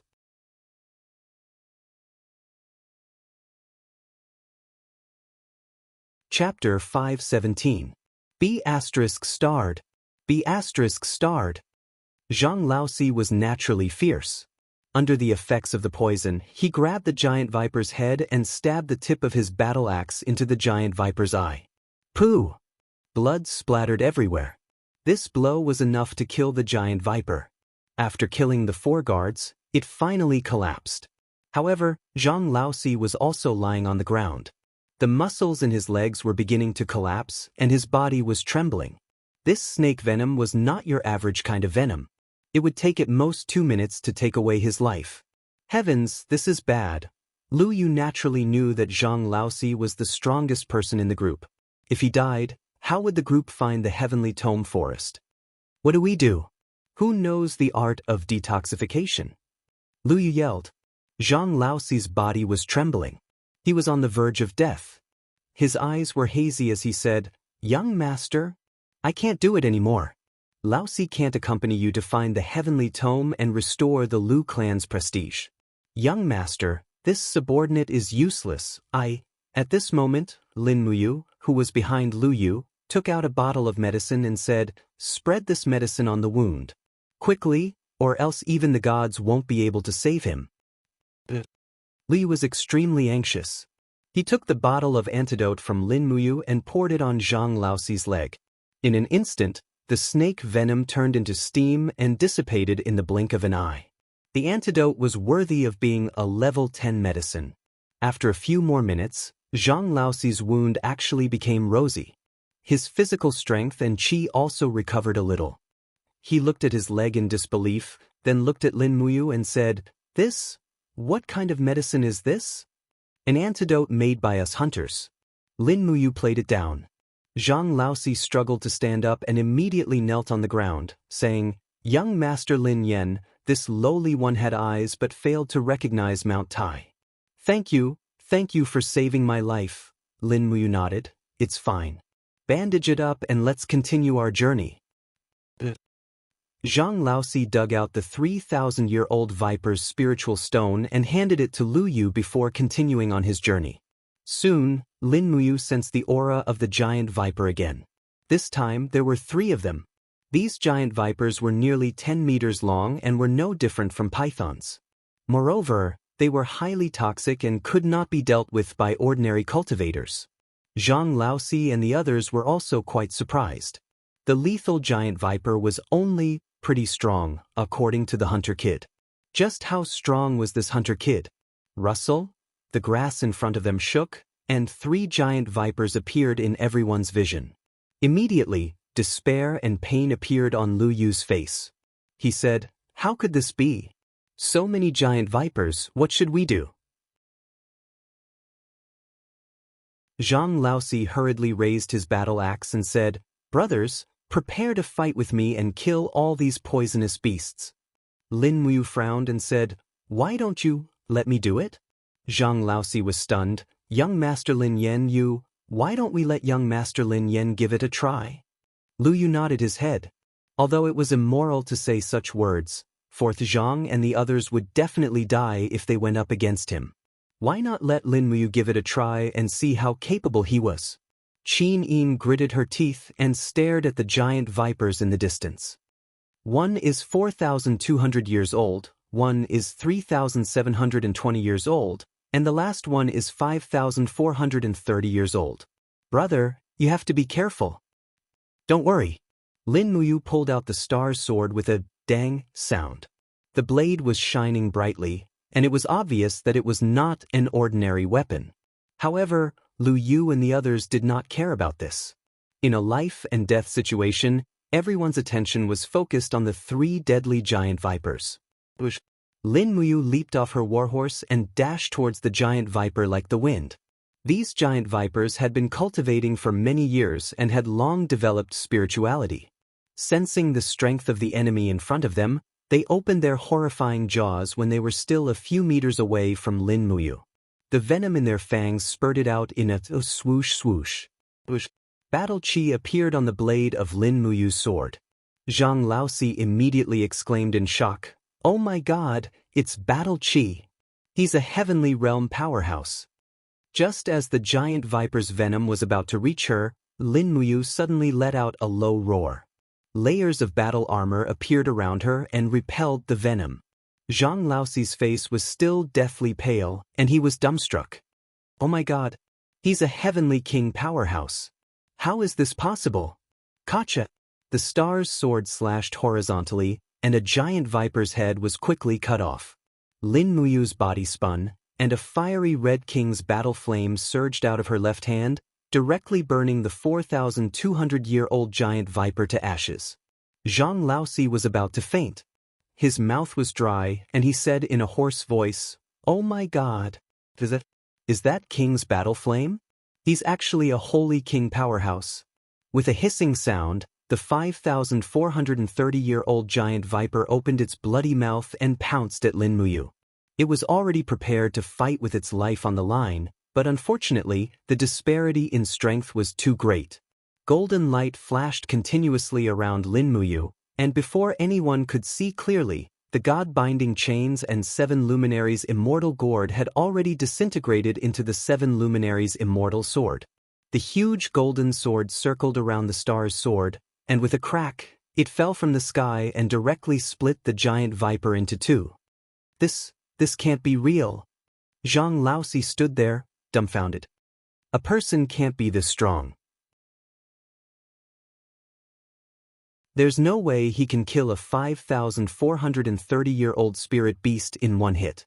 This can't be real, but everything was right in front of them. While Lu Yu, Zhang Laosi, and the others were dumbfounded, Qin Yin, the little sister of a hunter, was not surprised at all. She clapped her hands with a smile on her face and said, "Big brother is so strong." Lin Muyu smiled and quickly took out 3 poisonous spirit stones and put them in her Jianghu bag. This was a spirit beast that she had killed alone, so there was no need to share the spoils with others. A few minutes later, Lu Yu, Zhang Laosi, and the others finally recovered from their shock. Lu Yu walked forward politely and cupped his fists. "I have eyes but failed to recognize Mount Tai." "Greetings, Lord Holy King." Zhang Laosi and the others also cupped their fists and even knelt down. "Greetings, Lord Holy King." On the mainland, the strong were respected, and this was evident. Lin Muyu frowned. She had no idea how to deal with the situation in front of her. She could only raise her eyebrows and said, "Get up, all of you. There's no need to be so polite, young Master Lu Yu." Lu Yu slowly stood up and said, "Lord, you have the cultivation of a holy king. I wonder which legendary person you are. What holy king realm?" Lin Muyu feigned ignorance and said, "I only killed a few giant vipers. Don't call me Lord Holy King. I'm just a lowly guard of the Li estate." Lu Yu, as if sensing that Lin Muyu was unwilling to reveal her identity, Lu Yu naturally did not say anything more. He only smiled and said, Then shall we continue on our way?" "And all right." Mounting her horse again, they did not travel very far before Lin Muyu could already sense a powerful energy coming from the distance. If there were no accidents, the heavenly tome monolith forest was within 50 li. Thus, Lu Yu and the others had lost their ability to point the way. Moreover, their cultivations were not suitable for roaming in the White Leaves forest. Not to mention those mysterious cultivators, even a random 5 or 6,000-year-old spirit beast would be enough to wipe out this group of people. Young Master Lu Yu, do you know how to inscribe a heavenly tome? Lin Yu asked. I'm currently learning. This lowly one's aptitude is lacking, so I have yet to succeed. Lu Yu said somewhat awkwardly, thus, I gathered many people and asked my father to volunteer, disregarding his opposition to come to the White Leaves forest. Saying this, Lu Yu took a deep breath and said, several hundred years ago, my ancestor was a marquis. It was an honor, but in our generation, it declined with each passing day. If I, Lu Yu, could bring back a few stone tablets from the Heavenly Tome Monolith Forest, perhaps I could write a human book, a spiritual book, or even an earthly book, allowing my clan to rise again. Lin Muyu said, this time, many experts of the continent have found information about the Heavenly Tome Monolith Forest. Many people have come to the White Leaves Forest, and many of them are murderers. With your strength, it is impossible for you to survive here. Although my sister and I can protect you for a while, we cannot protect you forever. Thus, I suggest that young Master Lu Yu return as soon as possible, lest you end up dying in a foreign land. His words were merciless, completely disregarding the face of Lu Yu, Zhang Laosi, and the others. In the past, Zhang Laosi would definitely have flown into a rage out of humiliation, but now, Zhang Laosi clearly knew that this young hunter was actually an expert on the level of the Holy King, so he naturally did not say anything more. The words of a true expert were the truth, worthy for the weak to learn. This had always been the principle since ancient times. But who could have imagined that although Lu Yu's cultivation was mediocre, the determination in his eyes could not be shaken. He clenched his fists and said, young Master Lin Yan, although Lu Yu knows that his aptitude is mediocre, but how can a man not struggle for his fate? If today, Lu Yu is a coward and returns without accomplishing anything, then I can only continue to be mediocre for the rest of my life. I'm not willing. Yes, the struggles of the weak were always looked down upon, but as long as they continued to struggle, there would be a day when the weak would become the strong. Lin Muyu was somewhat moved. She nodded and said, fine then, since young Master Lu Yu has already made up your mind, I won't say anything more. But, as long as we find the Heavenly Tome Monolith Forest and obtain 1 or 2 stone tablets, you should immediately return to Xianglu County. I don't want to see you and your people die here. After all, we know each other. Yes. Lu Yu clasped his hands and said, as long as young Master Lin Yan can help me obtain a stone tablet, you will be the benefactor of our Lu clan. Let's go. Let's not talk about this anymore. We'll talk about it after we find the Heavenly Tome Monolith Forest. Yes, the group carefully searched through the forest. A few more giant vipers appeared, but they were all easily killed by Lin Muyu. Because her movements were too fast and her martial spirit was also too fast, even with the cultivation of Lu Yu, Zhang Laosi, and the others, they still could not tell what Lin Muyu's martial spirit was. The difference in strength was too great. Just as the group circled around a lush grassland, the sound of hooves came from ahead. A group of people wearing metal armor and the insignia of the Iha kingdom appeared behind the forest. Furthermore, they were familiar people. They were people from northern Huan. Oh no, Zhang Laosi paused and said, young Master Lin Yan is the person who injured northern Huan. He will definitely be recognized. Lin Muyu lightly said, no, I masked my face that day. They only know that I am a hunter. Don't make it public.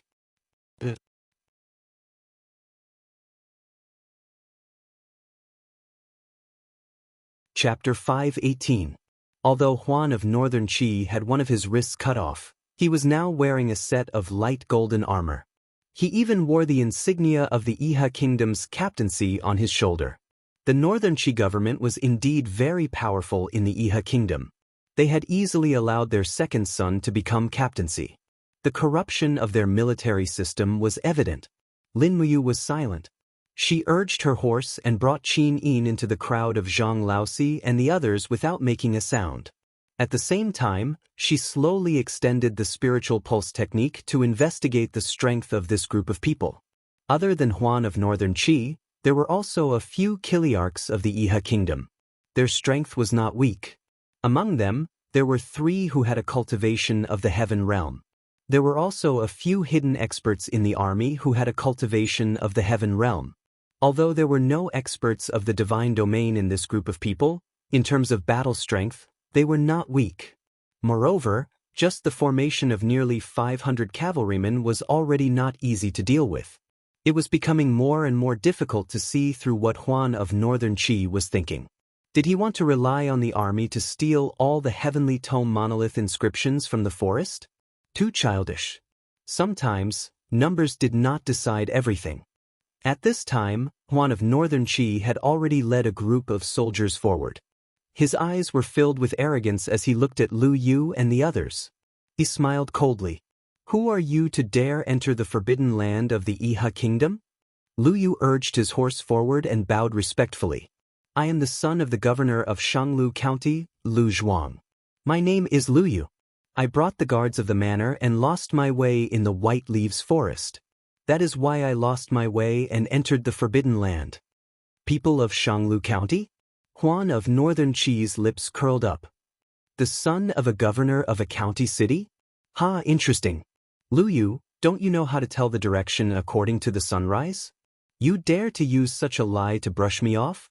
I think you must be tired of living." "I am slow-witted. Young master, please investigate." "Really?" Huan of Northern Qi's cold gaze swept across the group of people behind Lu Yu one by one like he was looking at goods. Perhaps, in Huan of Northern Qi's eyes, Lu Yu and the others were not real people. They were just a group of lambs waiting to be slaughtered. Suddenly, Huan of Northern Qi's gaze stopped on Lin Muyu and Qin Yin. It was rare to see beautiful women like Qin Yin, so he immediately recognized them. He couldn't help but laugh involuntarily. "Miss, do you still recognize me? We met once at the post house. It must be fate that brought us together in a place like this." Qin Yin looked at him indifferently. She did not hide the disgust in her eyes as she said, "I don't know you." "You don't know him?" Huan of Northern Qi refused to give up. He smiled. "It doesn't matter. If we get to know each other more, we'll naturally get to know each other." At this moment, a middle-aged commander of deep cultivation walked forward and said in a low voice, "Second Master, we shouldn't stay here for too long. Commander Ji and Commander Long's people should have already reached the White Leaves Forest. We need to find the Heavenly Tome Monolith Forest before they do. I also heard that the commander has also sent people to the Heavenly Tome Monolith Forest. We can't fall behind. As for that hunting girl, in my opinion, Second Master should be a little more patient. Don't let a moment of pleasure ruin the important matters." "That's right." Huan of Northern Qi nodded. "However, this group of people will still have to come with us." The commander was surprised. "Second Master, you mean?" Huan of Northern Qi smiled. "Lu Yu, your group doesn't have 50 people. That's too few. Once you encounter some powerful spiritual beasts, it will be difficult to protect yourself. I think it would be better for us to join forces. You can come with us to the Heavenly Tome Monolith Forest. That way we can look after each other. What do you think?" Lu Yu had no other choice. He could only cup his hands and say, "I will listen to Second Master's orders." Huan of Northern Qi smiled. "Let's go. Take your people and open the path in front. I'll take my people and bring up the rear." Yes, Lu Yu was in a difficult position. Huan of Northern Qi was clearly using his group as cannon fodder. The spiritual beasts in the depths of the White Leaves Forest were getting stronger and stronger. His 50 people were probably not enough to kill them all. Moreover, Lin Yan, a holy king expert, had not said a word. It seemed that he was not certain of victory. After all, the other side had 500 people, and there was no lack of experts among them. Lin Muyu slowly urged his horse forward with the group. His face was grave. His thinking was very simple. If he and Qin Yin acted together, they could indeed defeat the 500 Iha soldiers, but they would have to pay the price in blood. They might even be heavily injured. If they were injured before they even reached the heavenly tome monolith forest, they would have no strength left to deal with the holy domain experts that Qin Huan had brought with him. They were the true opponents. Moreover, Luo Lan might have also come, but she had not shown herself. They had to act, but they had to wait for an opportunity to kill these 500 people without suffering any losses. At this moment he truly regretted letting Huan of Northern Qi escape last time. This kind of vengeful villain should have been killed cleanly with a single stroke of the sword. Thus, including Lin Muyu and Qin Yin, the 40 or so people urged their horses forward. Behind them were Huan of Northern Qi and the other Iha soldiers, who were at daggers drawn. This made Lin Muyu and the others feel as if there was a thorn in their backs. The sky gradually darkened. After nightfall, the group lit torches and continued on their way through the night. Huan of Northern Qi decided to find a safe place to set up camp before they could stop and rest. It was not until late at night that a stone valley finally appeared in the White Leaves forest. The valley was surrounded by huge rocks and was relatively safe. It was a good camp. Huan of Northern Qi pointed at the valley with his broken arm, but he found that he had no fingers, so he switched to his other arm. He extended his index finger and pointed into the distance. He said, "Let's set up camp here. The Iha army is camped inside. Lu Yu, lead your people and guard the entrance to the valley. The heavy responsibility of guarding the valley is left to you." "Yes, Second Master," Lu Yu replied respectfully. In terms of status, Huan of Northern Qi was the second young master of the Northern Qi Manor, which was like the sun in the sky. His status was like that of a marquis. Lu Yu, on the other hand, was only the son of a mere governor and the son of a declining family. One could imagine the difference between heaven and earth. No matter how unwilling Lu Yu was, he could only follow orders. Everyone entered the valley.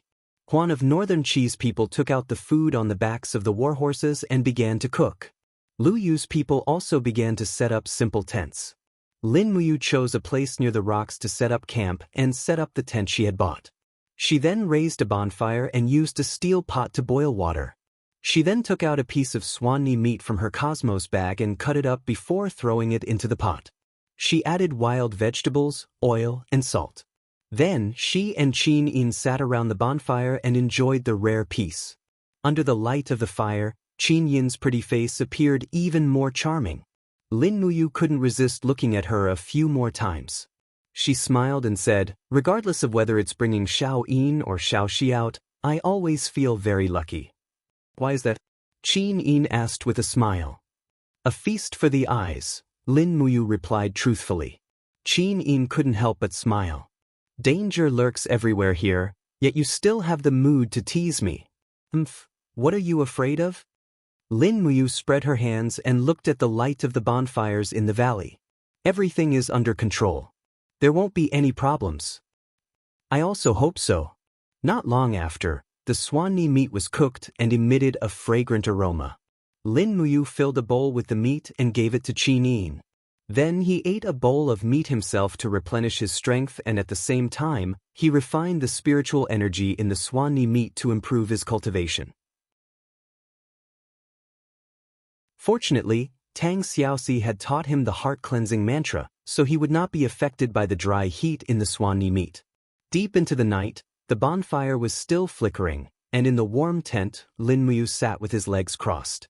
Strands of Fushi celestial power flowed around him. He had to cultivate this celestial power to become stronger. This was his secret weapon, allowing him to use the celestial power before stepping into the deity level. This was something no other cultivator could achieve. After Qin Yin finished cultivating, she lay down to rest. She rested her beautiful face on Lin Muyu's lap and breathed lightly. She was as gentle as a kitten. Lin Muyu couldn't sleep. Using the spirit pulse technique, he could sense that there were strands of aura spying on them. They were enemies, not friends. It wasn't until late at night that the aura from the spirit pulse technique finally approached them. Lin Muyu suddenly opened his eyes and shook Qin Yin's shoulder lightly. "Xiao Yin." Qin Yin opened her beautiful eyes and asked, "What's wrong?" "Spiritual beasts are coming to attack us." "Ah." Qin Yin immediately flipped up and grabbed the hilt of the heavenly sword, preparing to fight. Lin Muyu smiled slightly. Don't be nervous. I'll think of a way for these attackers to go around us and directly attack the northern Qi Huan's army. But what should I do? Domain pressure. Lin Muyu's eyes were filled with confidence. These attacking spiritual beasts should be between 5,000 and 10,000 years old. As long as I spread out the pressure of the Holy King realm and cover the surroundings of our camp, they will naturally go around and directly attack the northern Qi Huan's people. At this time, Lin Muyu had already sat up straight. After a light shout, her body was surrounded by King's fighting flames. An invisible pressure spread out. Under Lin Muyu's mental control, it descended upon Lu Yu's camp. Immediately, the drowsy guards felt as if they had fallen into an ice cave and couldn't move. This pressure was something they couldn't resist. Fortunately, the pressure Lin Muyu released was actually a warning, not an attack. What's wrong? Lu Yu sat there, unable to move. He looked at Zhang Laosi beside him. Zhang Laosi was also dumbfounded. He muttered, "It should be Sir Lin Yan's holy domain pressure. Looks like something is going to happen." Oh. Lu Yu couldn't do anything. He could only watch the situation develop. In the darkness of the night, giant monkeys with golden patterns on their heads and bodies shrouded in flames appeared in the forest. They were as tall as 2 people, and there were 5 to 9 golden patterns on their heads. Each of them let out violent cries and made a lot of noise. As they approached the valley, a tyrannical pressure of the Saint Realm suddenly appeared in front of them, making them even more irritated. Flaming monkeys were a type of spiritual beast of the fire element. They were one of the natural controllers of the laws of fire. Chirp chirp, one by one, the flaming monkeys flew into a rage, but they didn't dare to provoke the holy domain pressure that Lin Muyu released. They could feel how powerful the owner of this power was, but the flaming monkeys weren't willing to give up on this attack. One by one, they scuttled up the mountain rocks. In the blink of an eye, streaks of fire appeared on the rock walls around the valley. A Yiha soldier who was dozing opened one eye. After looking, he woke up with a start and shouted, "Oh no, the spiritual beasts are attacking."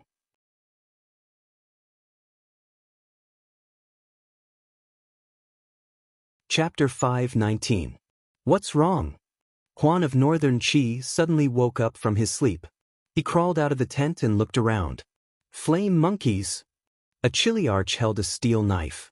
Zhenqi frost swirled around the blade. He said, "They're all over 5,000 years old. Be careful, second master. Hide in the tent and don't come out." What's there to fear about mere flame monkeys? Huan of Northern Qi lifted his sword and flipped onto his horse. He shouted, "Use your bows and arrows. Kill all the flame monkeys. Protect the second master."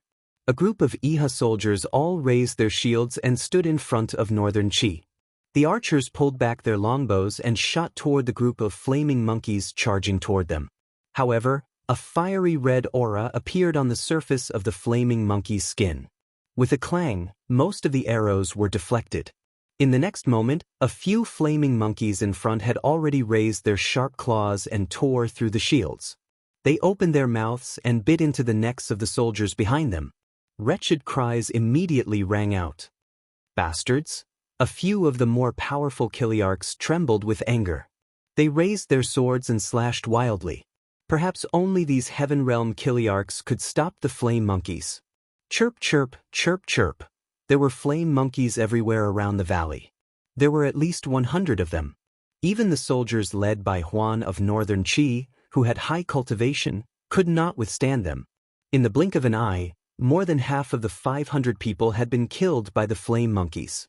For a moment, Huan of Northern Qi's face grew increasingly pale. Protect the second master. A heaven realm elite swung his sword horizontally and forced a fire monkey to retreat. The fire snake martial soul on the blade moved continuously, but 2 fire monkeys attacked from the left and right at the same time. Their sharp claws covered in flames pierced the Heaven Realm elite's abdomen and practically ripped out his intestines. He died a horrible death. General Lu. The surrounding soldiers were dumbfounded. They were scared out of their wits. We can't stop them. A Chiliarch holding a spear shouted.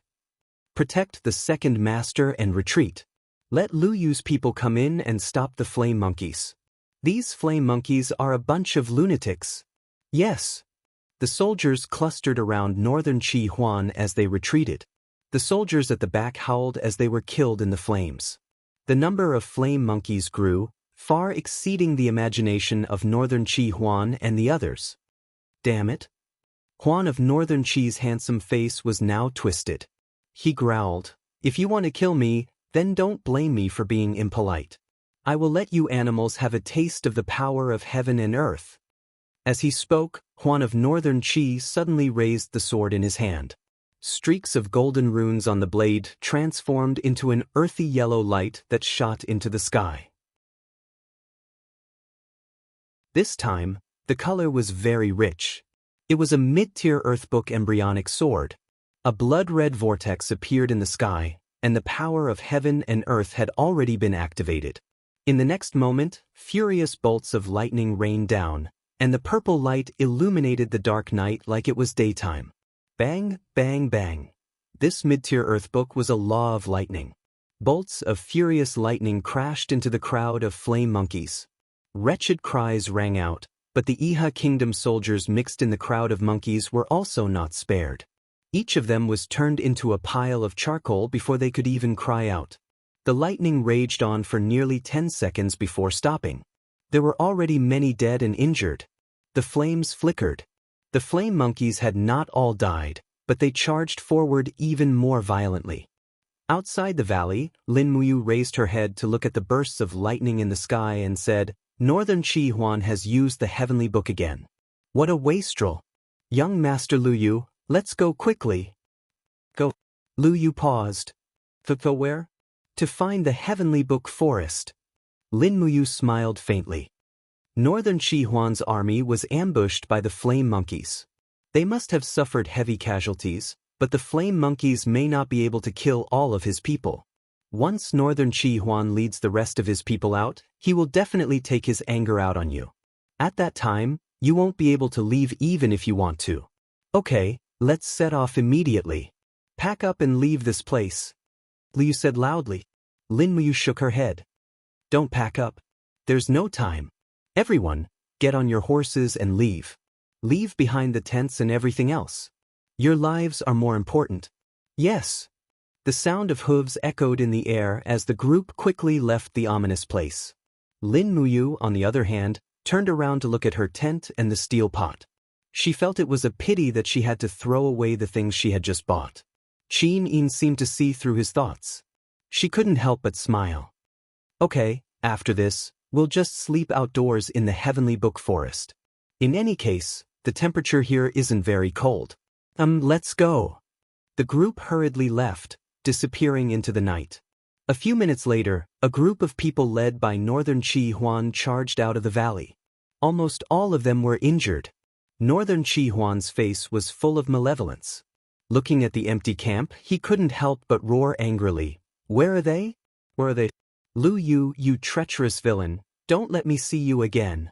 No, when I return to 100 Ridge City, I will definitely go to the commander and ask for an imperial edict to exterminate your entire Lu household of Shanglu County. Just you wait. On the side, the injured Chiliarchs were dumbfounded. They knew that this vicious and evil second young master was just a weakling who couldn't be helped. However, they were soldiers after all, and they had to obey orders. Gigi, the cries of the flaming monkeys came from the valley. Northern Qi Huan couldn't help but shiver. He said, let's go to the heavenly book forest. We can't stay here any longer. Second young master. A Chiliarch wiped the blood from his face. We still have at least 100 brothers left in the valley to bring up the rear. Are we going to ignore them? We can't. The bigger picture is more important. If we can find those ancient heavenly book monoliths, their sacrifice will be worth it. Yes. The Chiliarch wanted to say something but stopped. He urged his horse to follow Northern Qi Huan. After galloping for several dozen meters, he said, Second young master just activated the mid-level earthly tomes. Other than killing a dozen flaming monkeys, He also killed nearly 50 of our brothers. Shut up. Northern Qi Huan's face was filled with anger. Those who accomplish great things do not bother with trifles. If I hadn't activated the earthly tomes, I'm afraid it would have been very difficult for our group to escape. The families of those warriors who died in battle will naturally be compensated by the Iha Kingdom's treasury. You don't need to worry about that. Yes, second young master? A trace of helplessness appeared on the Kiliarka's face. As dawn approached, the east gradually began to brighten. The visibility in the white leaves forest also increased. Amidst the messy sound of horse hooves, Lin Muyu, Qin Yin, Lu Yu, and the others madly galloped for several dozen li. The surrounding scenery also became increasingly lush, like a scene of hundreds of flowers blooming. Along the way, they encountered a few flaming monkeys, but they were all scared away by Lin Muyu's pressure of domain, saving them from unnecessary trouble. Further ahead was a hilly area. In the distance, they could even see that other than the lush forest on the hills, there were also scattered stone monoliths that glowed with a faint light. Is that the Heavenly Tome Monolith Forest? Northern Qi Huan asked excitedly. Lin Muyu took a deep breath. It should be. Those stone monoliths have a small amount of spiritual energy, but it's not safe here. There's a very powerful qi up ahead. It seems to be guarding these stone monoliths. What is it? Lu Yu's entire body trembled. He knew that since Lin Muyu said it was very powerful, it was definitely much more powerful than the giant viper. I don't know. Lin Muyu shook her head. Lu Yu narrowed his eyes and said, Someone, scout the path. We'll go to that hill and obtain the Heavenly Tome Monolith inscriptions. This trip will not have been in vain. Everyone was somewhat excited. After experiencing life and death, they had come to the extreme depths of the White Leaves Forest for the sake of these stone monoliths. If they could find the Heavenly Tome Monolith inscriptions, they would be able to account for themselves when they returned. The dozen or so guards wielded their swords and spears and spread out on their horses, moving forward one step at a time. Lin Muyu and Qin Yin stood on either side of Lu Yu. They could not let this young master of Xianglu County die. Otherwise, this group of people would be like a group of dragons without a leader. Sooner or later, they would all die in this dense forest. At this moment, the earth suddenly began to tremble. Buzz buzz, strands of energy also traveled into their ears. Lin Muyu could not help but frown and say, Everyone be careful. Something is coming. Everyone in front, retreat. But before the scouting guards could completely retreat, suddenly, a wild beast's roar came from the forest. They saw a huge beast charge through a few giant trees. The beast's entire body was covered in blood-red fur. Like a ball of flame, it swept over, and 3 guards did not even have time to scream before they were cut in half. My heavens, what is that? Qin Yin was dumbfounded. She suddenly pulled out the heaven-suppressing sword, and the Saint Beast Soul Matrix circled around the blade. At the same time, the holy power of the God-binding chains encircled the blade. Starlight constantly flew up, causing the beast's skin cloak behind her to flutter. Roar, roar. The huge beast roared and opened its bloody mouth to chew on a corpse. It chewed on the corpse that had just died, and its teeth were full of minced meat. A pair of emotionless eyes occasionally looked up at Lin Muyu, Qin Yin, and the others in the distance. It was eating people. Moreover, there were a total of 10 golden lines on its head, which was a little scary. Behemoth, it's a behemoth.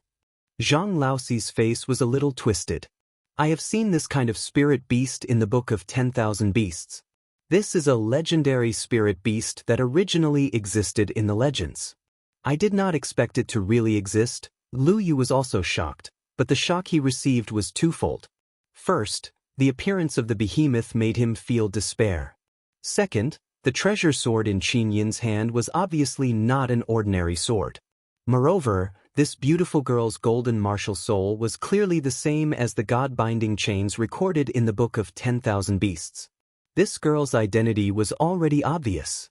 She was the Empress Qin Yin. Lu Yu only felt that the world was spinning, and he could not accept everything in front of him. If this girl was Qin Yin, then the identity of the young man beside her was even more obvious. Other than the number one enemy of the Iha nation, Lin Muyu, who else could have such strength? You're tuning in to the Han Li's Immortal Journey YouTube channel.